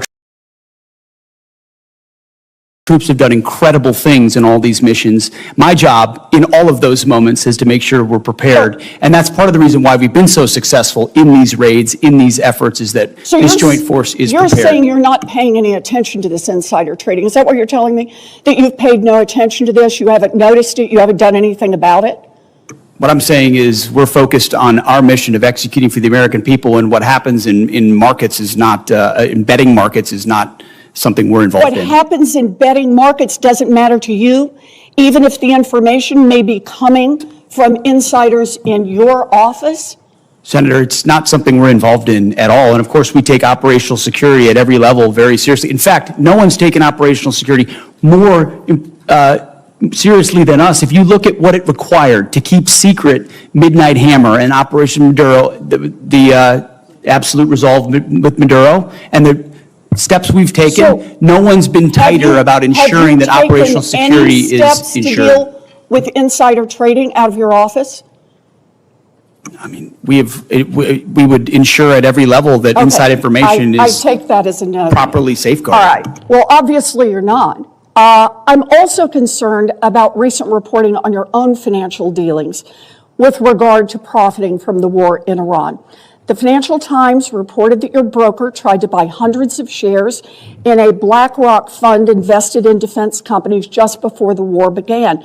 The law clearly prohibits the Secretary of That entire story is false, has been from the beginning, and was made up out of whole cloth. And anybody that looks at it sees how it was worded from the beginning to make it look like I was involved in something I had nothing to do and never have. So any insinuation that I've ever profited, other than serving this nation, what I give, what you give, what others give, I'm not looking for money. I don't do it for money. I don't do it for profit. I don't do it for stocks. And that's part of the reason why I'm able to be effective in this job. Because no one owns me. No one owns this department. No one owns this president. And we can execute for the American people, and we do. The law clearly prohibits the Secretary of Defense from owning stock in the 10 biggest defense contractors. Other senators and I sent you a letter with detailed questions about this, and you have not given us a response. So I'd like to hear you say, did you, through your broker at Morgan Stanley or otherwise, seek to invest in any defense-related funds right before Trump started the Iran war? I'll give it to you as a big, fat negative. Then let me ask you a second question. Is your broker getting your fatter negative? He's not getting your sign-off before he makes investments in defense stocks? Can I refer you to your I'm not making investments. Senator. I am asking, does he know that he has to get your sign off before he does that? Of course. The I time don't know what of you're the looking for, but you ain't senator going to has find it. expired. Thank you. Thank you, Senator. I would like to enter into the record the ethics agreement that the Secretary of Defense has signed, that he will sign off personally before his broker makes any attempt to buy defense stocks. Is there objection? Thank you. Without objection, it will be admitted. Senator Banks. Thank you, Mr. Chairman. Secretary Hegseth, you're doing a great job. I've been in Washington for 10 years, several secretaries of defense, now Secretary of War. You're the best that we've had since I've been in Washington. What you've done to restore readiness, restore military recruitment, get the Pentagon focused on war fighting is second to none. And I appreciate what you and President Trump and General Caine are doing very much.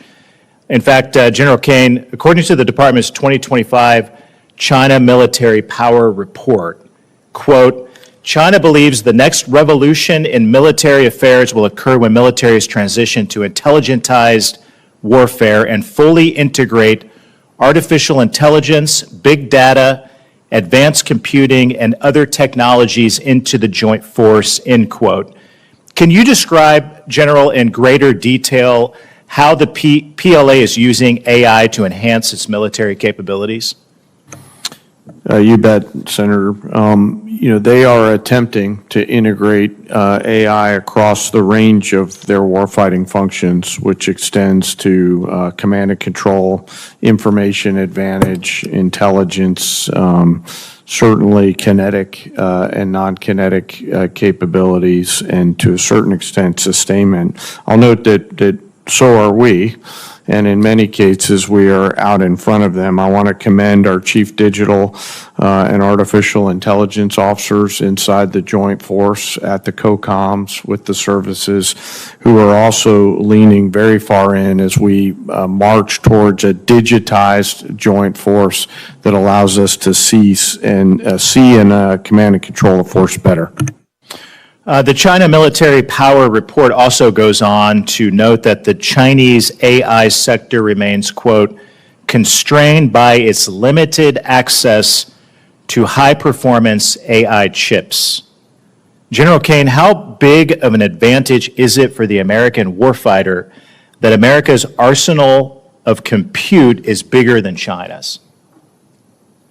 Sure, it's critical to us, and while I acknowledge there's all kinds of chip issues in this, it is important to us to continue to scale at that. And I'll highlight a lot of the work going on up at Fort Meade that the committee's helped to advance in the cyber capabilities. So we appreciate the help with that. If that advantage were eroded and China were able to develop more advanced AI capabilities as a result, what are some of the potential consequences for American warfighters? Well, sir, it could certainly put us at risk, and that's why we're leaning in so hard. There's always a balance between commerce and protection. I acknowledge those are policy matters, I think, is what you're starting to get towards. But on a pure military-only standpoint, we would see some defense in depth eroded from that. Secretary Hegseth, do you agree that enhanced Chinese AI capabilities could put American service members at risk? Senator, we absolutely have to stay ahead. The advantage that AI provides applied to any number of capabilities, whether it's domain awareness, targeting cycles, you name it, AI and leveraging it, and that's why we've made it the forefront.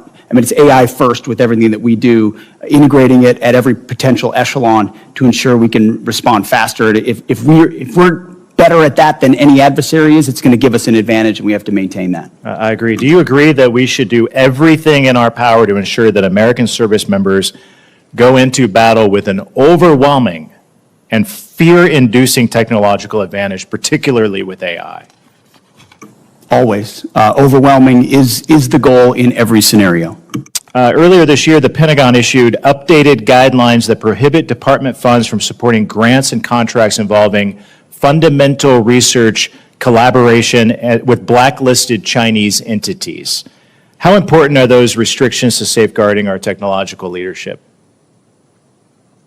have to have them, especially when you look at the power of models and all of those things. And you have connections to entities that could have connections to your adversary, and you can have degradation of your advantage. Again, this is where I appreciate your leadership, Mr. Secretary, which has been second to none. And I know that you will work with Congress to help codify those restrictions and encourage taxpayer dollars to never advance the capabilities of our enemies and our adversaries. I appreciate both of your leadership.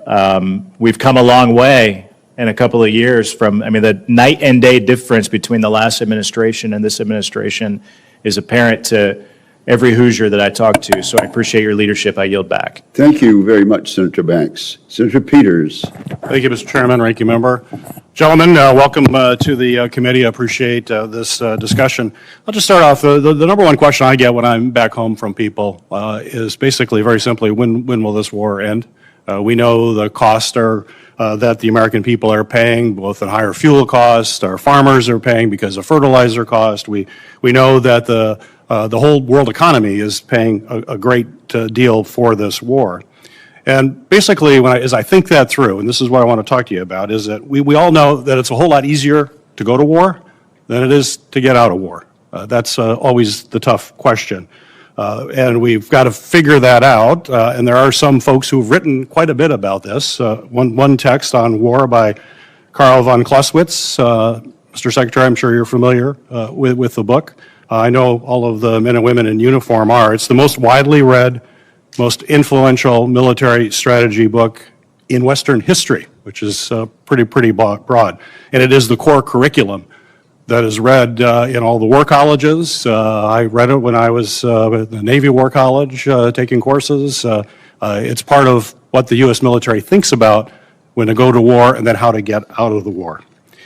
And one of those core principles it starts with is basically war is the continuation of politics by other means. That everybody knows that quote who's worn the uniform, and others too. And basically it means there's two things about that. It's politics to get in the war, and it's politics to get out of the war. And in between, we rely on the men and women in the military to carry out those policies. So I want to be clear, and I think I speak for all of my colleagues, is that we know the military plays an important part. They need to do the job, and nobody questions the amazing work that our men and women in the U.S. military have done and continue to do. They've performed absolutely brilliantly, and we applaud all that they have done. However, what we do question is the politics part. It's a continuation of politics. So it's our political leaders that get us into war, and our political leaders who have to get us out of that war, which falls on you, Mr. Secretary Hegseth, and others in the administration, including the President as Commander-in-Chief. So, Secretary, are you familiar with the concept in that book of center of gravity? Sure.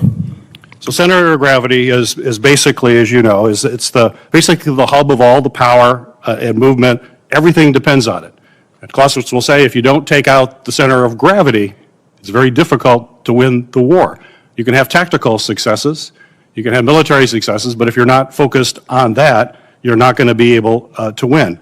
Basically, he talks about military strikes are tactical, and tactical success doesn't necessarily create the political conditions necessary to get the parties to the table to negotiate and get it done. So we've got to focus on that. So my question for you, Mr. Secretary, what is the center of gravity for Iran?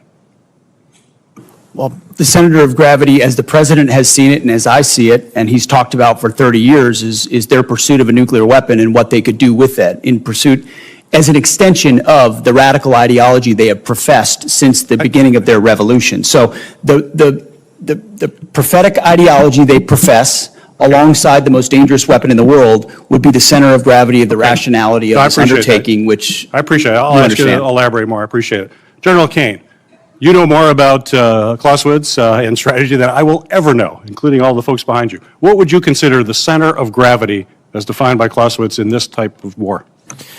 Well, sir, you're not going to love this answer, but I hope you'll respect it. War is politics by any other means. Right. And the political side of that necessitates that our political leaders determine what is the center of gravity associated with that. From a military-only perspective, There's a variety of things academically that we could look at for center of gravities, from leadership to will to capabilities to intent. But I'll defer to our political leaders to Okay, determine that's what fine. that is. But that's fair. I don't like it, you're right. But I know, fair. I know, And I sir. know you know the answer to that, and you're just not telling me. But Well, I get why you're doing that. my inner But I would marshal. say, other observers say that basically it's not the leader. Usually if you take out a leader, that doesn't necessarily make the changes. That in Iran's case, it's probably the Islamic Revolutionary Guard. That's the center of gravity. They're the ones that control the country, and they're very diverse to do that. The Americans' center of gravity is probably our economy and our ability to maintain public opinion support. We already know the public isn't there. We know the impact to our economy. And central to that is the leverage. And I'm running out of time here, but the central of leverage is the Strait of Hormuz. That is bottom line. We have to open that up. We have to take that away from Iran. The fact that we haven't done that yet, and we're 60 days in, we're just now bringing minesweepers from the Pacific in there. We have some unmanned opportunities, but we've got to have the capacity to do that. It was clear, even if there was a plan to keep the straits open, it was not going to be implemented because the assets were not positioned in a place to actually open the straits. If they were, we would have seen those happening right now. We're not. So we're missing the point here. The center of gravity is going to be bringing down the government of Iran in a way that they will want to have a peace treaty so we can protect our country from having nuclear weapons pointed our way. But the center of gravity is going to be, in a lot of ways, is going to be focused on what happens on the straits. And Mr. Secretary, we've got to see action a whole lot sooner in the straits. The world community needs it. We're not going to bring this war to an end until we seize control of the straits in a way that Which in opens part them is back why up. we have a blockade that has been impenetrable for the Iranians, because they don't have a conventional navy to contest it, which means we control the straits.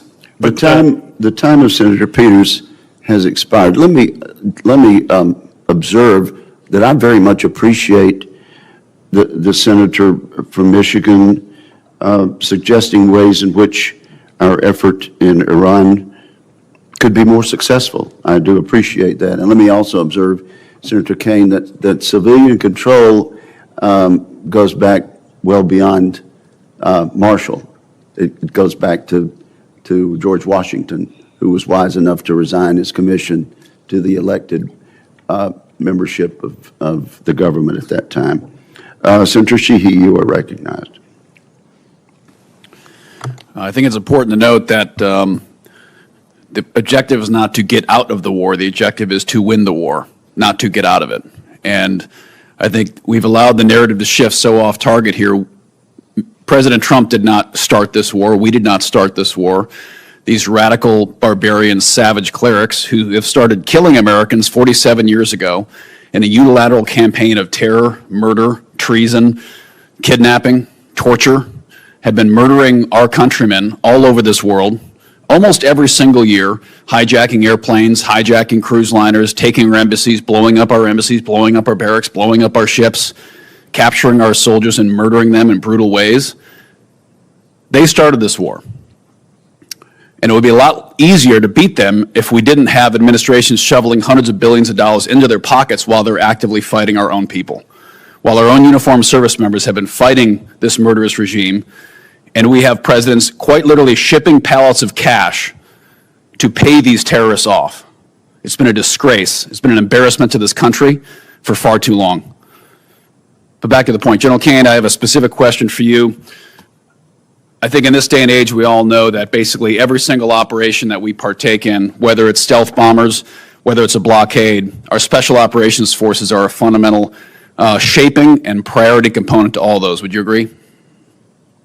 Yes, Senator, I would. And I think for the last about 15 years, the special operations community budget has been largely flat, even adjusted for inflation. And yet continuously we call on those warriors to deliver the impossible. And they pretty much do. We were reminded just a few weeks ago, even after the amazing Maduro raid, when we had to rescue one of our F-15 crewmen, yet again our community came up and did something that probably most people thought wasn't possible. And they did an amazing job. But we cannot continue to call on a tiny fraction of our military to carry such a heavy load and to have such an op tempo without the appropriate resources. So I'd like to hear your thoughts on how we can not just increase the budget, but make sure we're shaping their budget in a way that ensures that those warriors are getting the direct support for training and sustainment, but also the platforms that they need, from mini submarines to unmanned aircraft to manned aircraft, and the platforms that are very unique for their mission are furnished and deployed rapidly. So I'd like to talk about the percentage increase of SOCOM's budget, how we affect that, and how fast we can do it. Well, sir, I'll just highlight my gratitude and appreciation for the entirety of the SOCOM Joint Force at Echelon and the work that they do. You know, I'll leave the budget numbers and the increased percentages to my civilian leadership, but echo to your point, the exponential return on whatever investment they give. These are incredible entrepreneurial leaders at every echelon who do great things as the lights dim, as I say that. So hopefully they'll see that as a nod towards them. But I'll defer on the budget allocation numbers to the comptroller, sir. First of all, I want to second completely your opening remarks, and that's certainly our view as well. On the SOCOM budget, I'm going to say I think we need to increase what's in this budget, and I've heard from multiple people about that. In fact, that if there is a supplemental, I just wrote a note to Jay about it. I think SOCOM, given the op tempo, given their direct participation in so many of these historic aspects, SOCOM should be part of that supplemental as well. Makes complete sense. Who's been shouldering a huge part of the burden? Special Operations Command. So whether it's a supplemental or this budget, I fully agree, and I think we need to invest more. Great, and I'd ask that particular care be given. The era of beards and guns and kicking indoors, as much fun as that was for all of us, it's coming to a close, and we're going to be going back to our roots as specialized commandos, whether it's undersea, Arctic, airborne operations, and as we all became kind of one joint soft force during GWOT, quite frankly, that was an easier problem to resource for, to budget for, and acquire for. It's going to be a lot harder now when our operators go back to their service corners and needs platform-specific technologies and training. Submersibles, aircraft take years to acquire, years to specify. It's not just buying more ARs and body armor and ammo and sending them downrange. So I think we have to think about the SOCOM budget a little differently than we have for the last 25 years and make sure we're programming in a way that it's sustained and is protected. Thank you. Thank you, Senator Schmidt, for that insightful exchange. Senator Kelly. Thank you, Mr. Chairman. Gentlemen, thank you for being here. Secretary Hegseth, safe to say that our weapons like SM-3s, Tomahawks, Patriot missiles have capabilities that are unmatched. That's why they cost a lot, take a long time to produce. Your budget requests $31.8 billion to expand production capacity for critical missile stockpiles. Is that correct? 31.8? I'm looking at $53 billion for munitions acceleration over 14 critical munitions, of which the ones you listed are a part. Okay, so I believe more 53. than that. Yes, sir. More than 20 billion more. So we've been working together to grow the industrial base because we're all worried about how our stockpiles would hold up in a conflict against China. Since the start of this war, you've made it a point to highlight the number of strikes the U.S. military is carrying out, citing that more than 13,000 targets had been struck as of April 8th. On March 2nd, you said, and this is a quote, "This was a massive, overwhelming attack across all domains of warfare, striking more than 1,000 targets in the first 24 hours. On March 10th, you said, "Yet again, our most intense day of strikes inside of Iran." On April 6th, you said, and this is another quote, "The largest volume of strikes since day one of this operation." Your department has released video after video of things blowing up. None of us doubt the strength of the U.S. military and their ability to do hard things. I understand that better than anybody. The questions we should be asking and answering are, what does this cost us and what does it achieve for the American people? Many of these strikes use our best weapons, and we're using a lot of them, and a lot of interceptors. Open source reporting has estimated that the military has used an outrageous number of Patriots. I'm not even going to say the numbers, but a lot of Patriots, a lot of THAAD rounds, JASSM-ER, Tomahawks, very expensive, exquisite. We can't make these munitions overnight, and it's clear from your budget request that you know that. Can you tell us how many years specifically is it going to take to replace these systems? Senator, thank you for the question. I would defer to the comptroller on the amount because I think it's a lot higher than 53. If you look at long-range fires, JASSMs, LRASMs, Tomahawks, we're looking at 238 billion. Okay, we're looking at 40 billion for hypersonic. So I actually think it's closer to 330 billion in munitions. Okay, how many ultimately- years to replenish? That's the question. I think that's exactly the right question, too, Senator, because the time frame we were existing under was unacceptable. Okay, well, and tell what this me- budget does, months and years, fast. Years. I mean, we're building new plants in real time. So that just to will- replace what we have 2x, expended. I said months. And then you said years. Both, it depends on the weapon system, but 2 to 3, 4x of what we have today. So Okay. yes, we're dealing with the reality under the previous administration of what they sent to Ukraine and what they allocated elsewhere. Okay, I got it. So And we we're fired rapidly doing years it quickly. worth of munitions. And it is clear that these are being expended to try to achieve some objectives. That was the plan. But, Mr. Secretary, this war is stuck. The Strait of Hormuz is closed. The Iranian regime is in place. The nuclear material still in their hands. Americans are being crushed by higher costs. And it's not clear to them at all what the goal of this war is. So, I've got about a minute, and I'm going to go to another topic. I saw your hearing yesterday, and I'm going to give you one more chance to address a question here.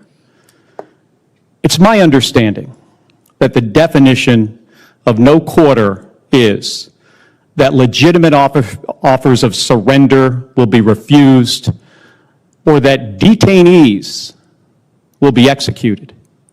Is that your understanding of the definition?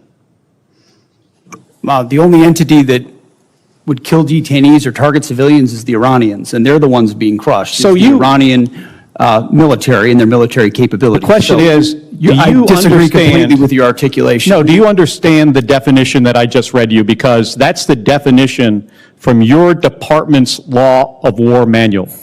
Is that your understanding? And I'm going to just get to the point here. We fight to win and we follow the law, Senator. Okay, so your quote was, "We will keep pushing, keep advancing, no quarter, no mercy for our enemies." And yesterday, you did not clarify whether you stand by this statement. So I'm going to give you another opportunity to clarify if that is what you meant. Do you stand by that statement you made on March 13th? We have untied the hands of our warfighters. We fight to win, and we follow the law. Okay, so you're not clarifying. So you stand by that statement. So you're the Secretary of Defense. The things you say matter. And your response here, right now, makes it clear to the American people exactly why you are not right for this It makes job. it clear to our enemies, Senator. Thank you, Mr. Chairman. Thank you. Senator Sheehy has left the room, but it's been whispered to me that I just referred to him in the last exchange as Senator Schmidt. I don't know if he considered that a compliment or an insult, but I do correct that for the record. Senator Slotkin, I think you were next. Thank you. Gentlemen, you're here to ask for $1.5 trillion, 40% more than what we gave you last year, $1 trillion. And I agree with the chairman of this committee that the world has never been more dangerous and complicated.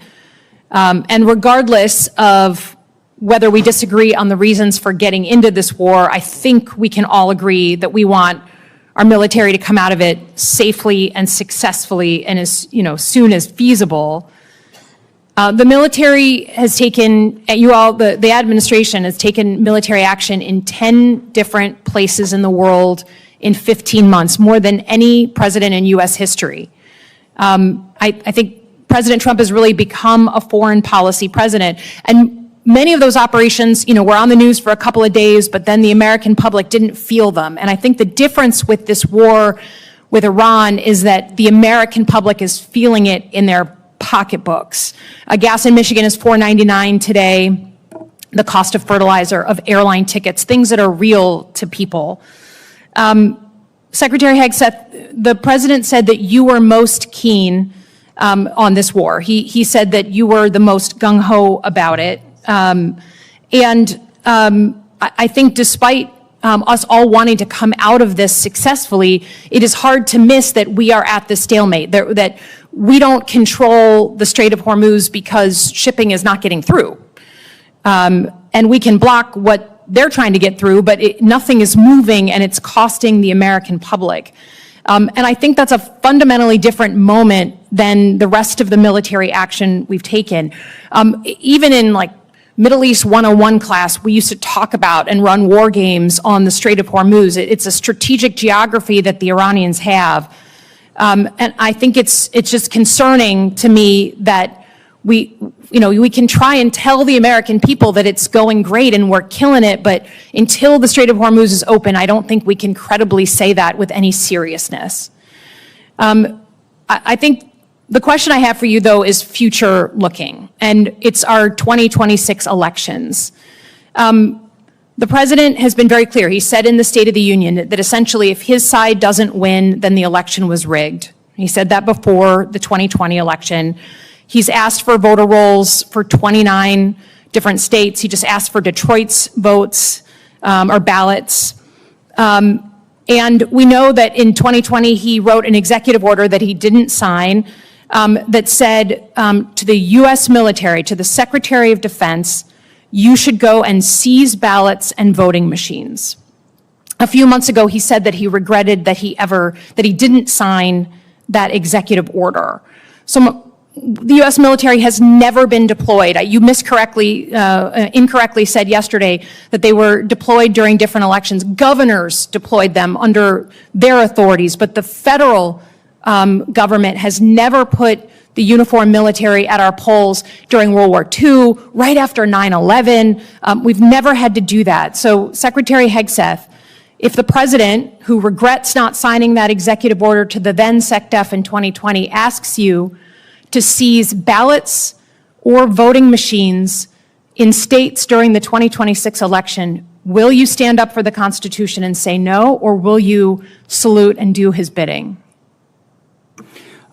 Senator, I didn't get a chance to answer the front part of your question, which, there was a lot of deferred maintenance under the Biden administration that needed to be addressed because the world was in chaos when President Trump was elected. Just address the election issue, please. Well, again, that's the most important thing. It's what's happening. It's yet another gotcha hypothetical, which is your specialty. It's not. We had an executive order under the Biden administration in 2024.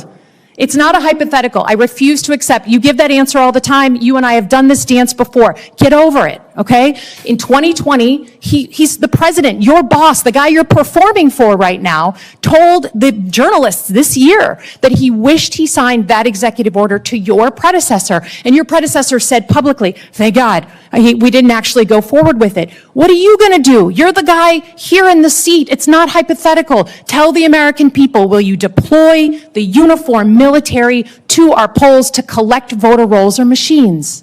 Are you accusing me of performing? Because you're performing for cable news right now. But Mr. Secretary, we have It's a hypothetical. By the way, in 2024, under the Biden administration, 15 states did deploy. Under their governor's authority, when their governors asked for it. What did Joe Biden say about that? That's fundamentally, I don't think anything, because he needed them for cybersecurity and for COVID. Trump did it too, under Trump. But it was not the federal decision. It was those governors of the states under their authorities, okay? It's never been done in our history. Please stand up for the Constitution. Do not send uniformed military to our polls.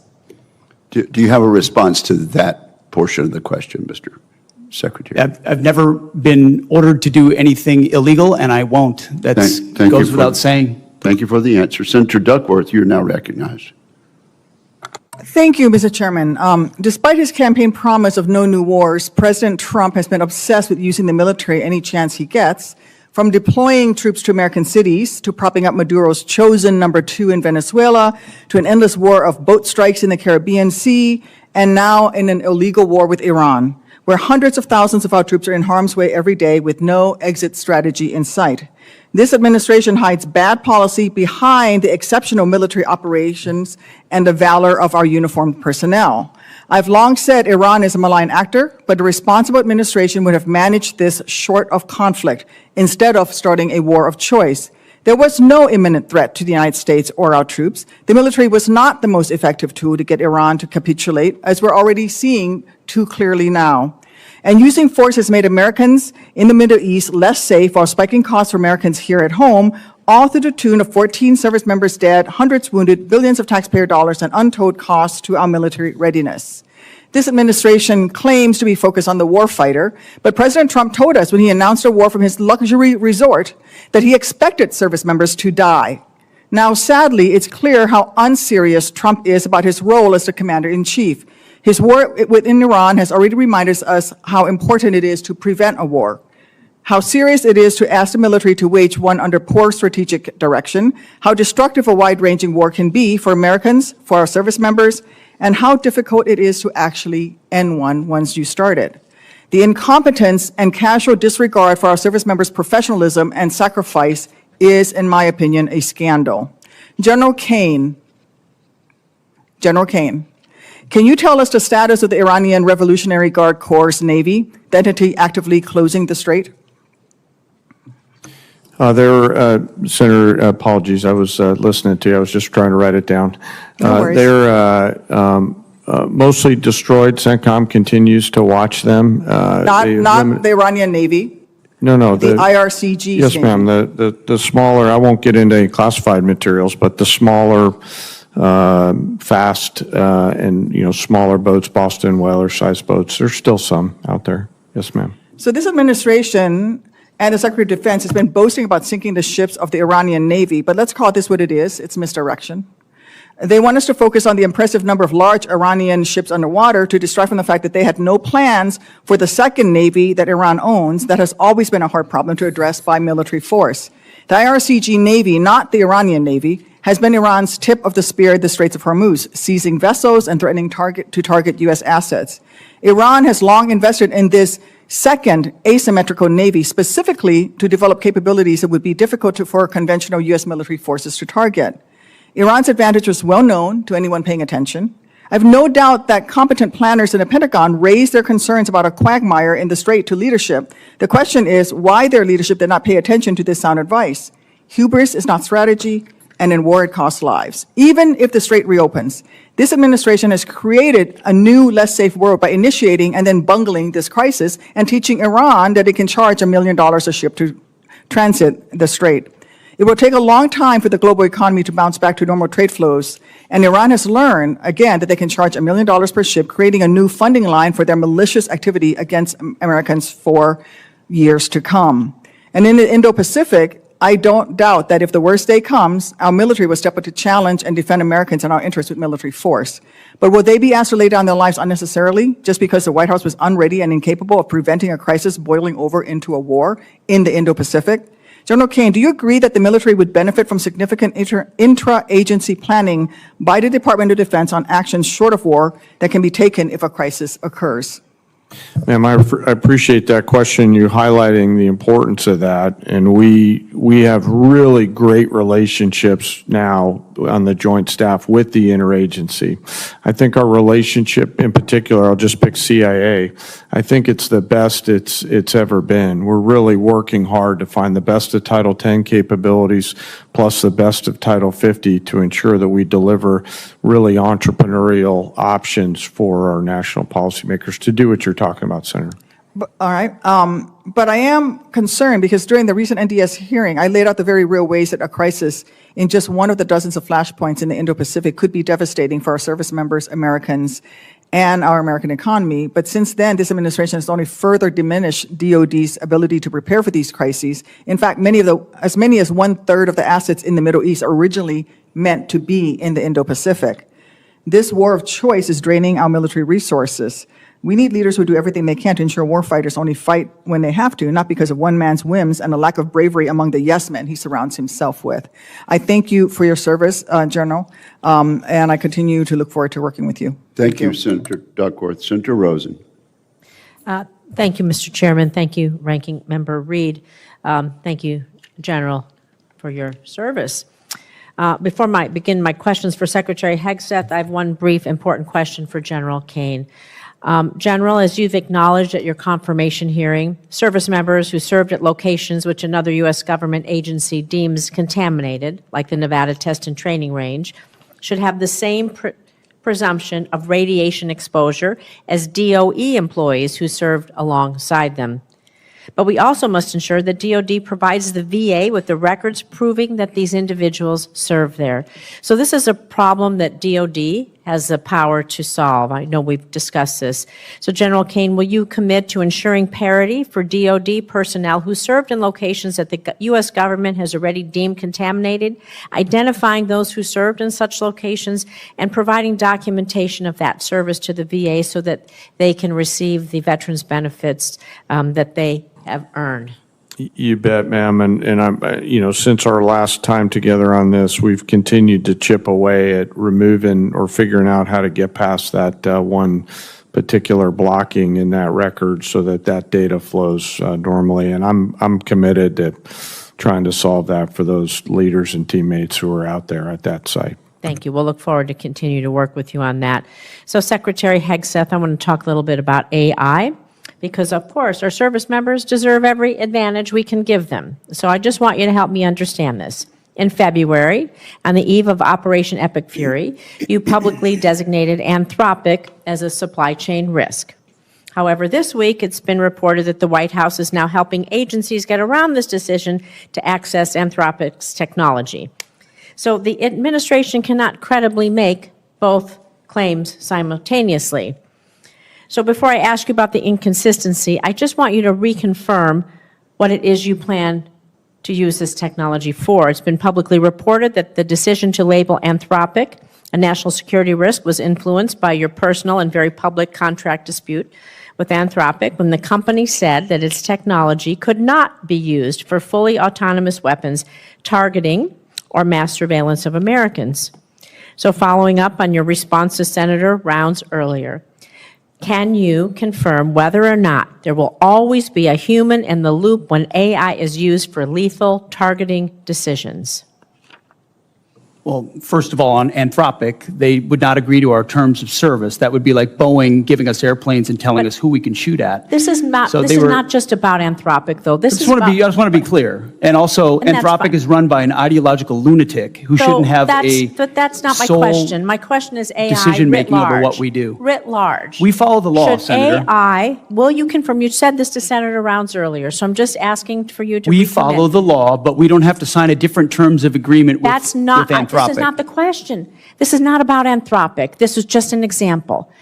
I want you to confirm that whether or not there will always be a human in the loop when AI is used in a kill chain for lethal targeting decisions. Will there always be a human in a loop, or will AI make the decision? You said this to.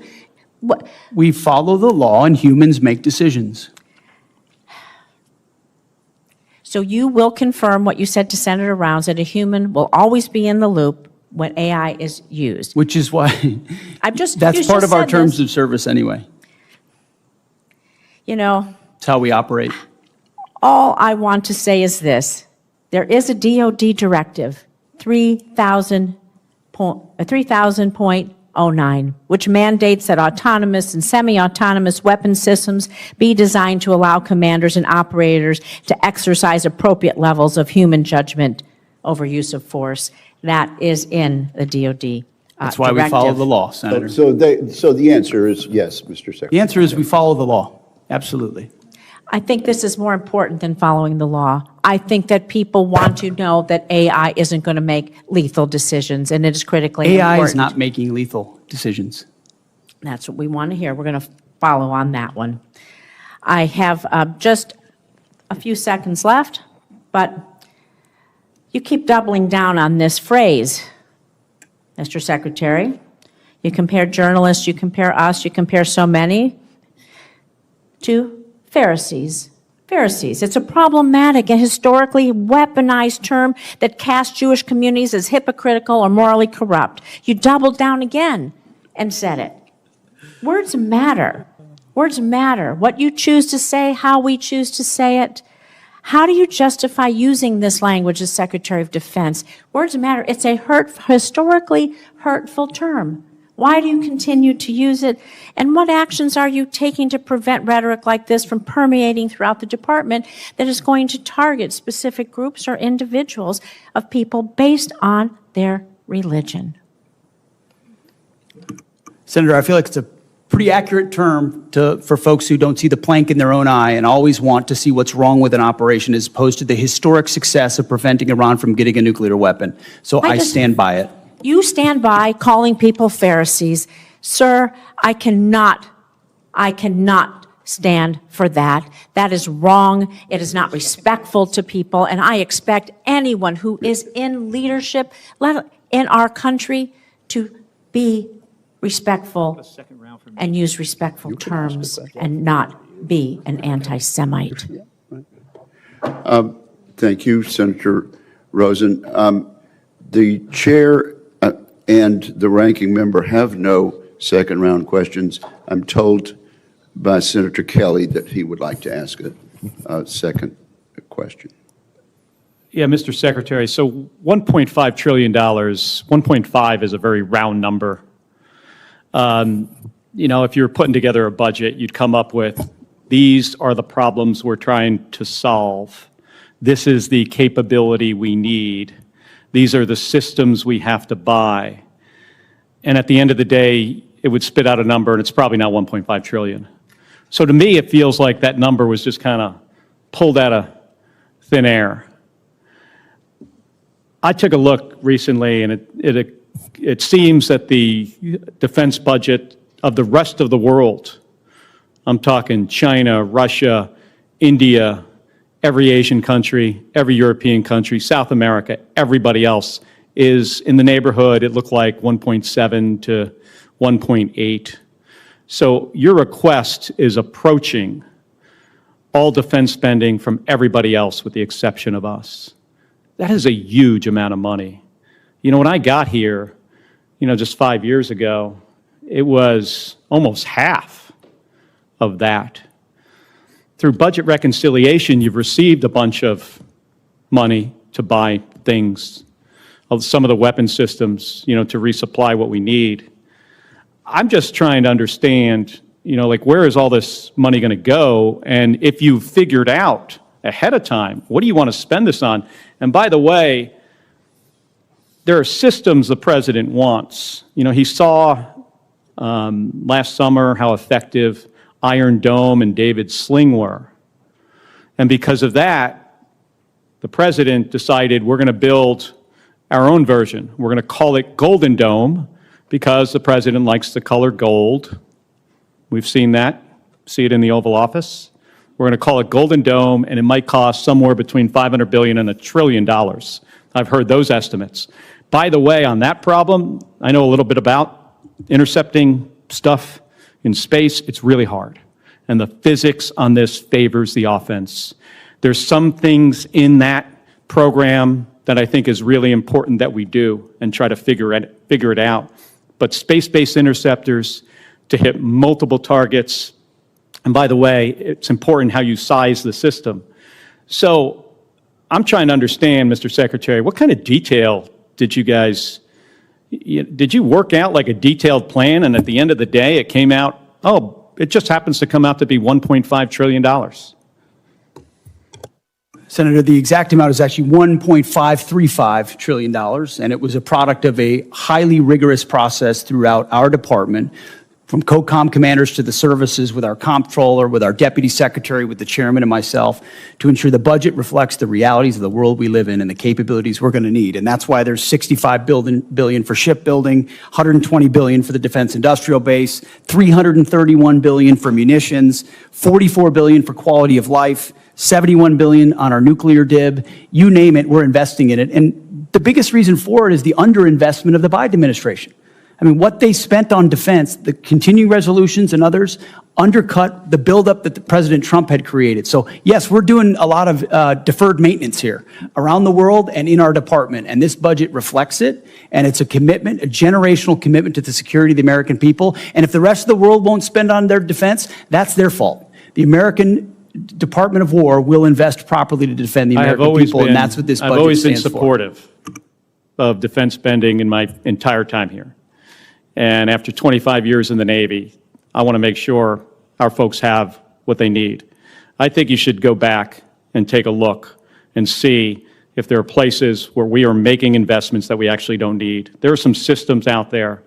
I mean, we're constantly looking and trying to balance, do we want, F-47, which I've been supportive of, B-21, also supportive. And then we want to make all these other investments in really inexpensive, low-cost munitions, because we suddenly realize that the expensive stuff, even through B-21, we can't really maybe not get close enough. But the whole idea behind B-21 and F-47 is we can penetrate further into the A2AD bubble. So there's some conflict there. So I'm just encouraging you to go back and see, if there are some systems where we can bring that number, the overall number down. Because as I look at what the department is trying to field, some of this stuff, in my judgment, and, I know others might have another opinion, some of this stuff we either don't need or it's not going to work.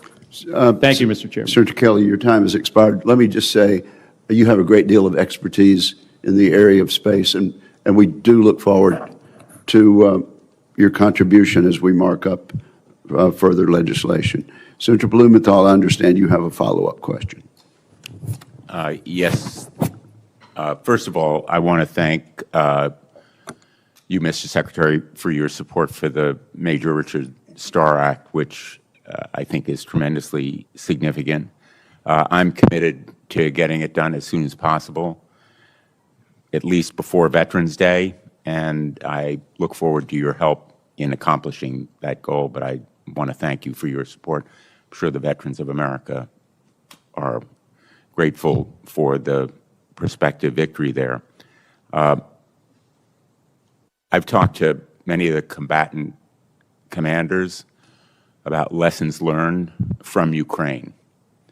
And I think that there is unanimity on the point that there is a lot to be learned, not only about what the Russians are doing, but what other adversaries could do as well.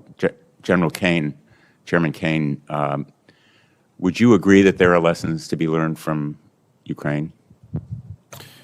You bet, Senator, and there's lessons learned from everywhere, and that's really the culture of our joint force right now, is to make sure that across the globe, anytime we're in contact with the enemy, we're going back and determining what we can learn from there. But a big one, if you'll allow me, a big one is mass and simultaneity, which is something the Secretary's taken a strong role in making sure that we're doing that through drone evaluations and things like that moving forward.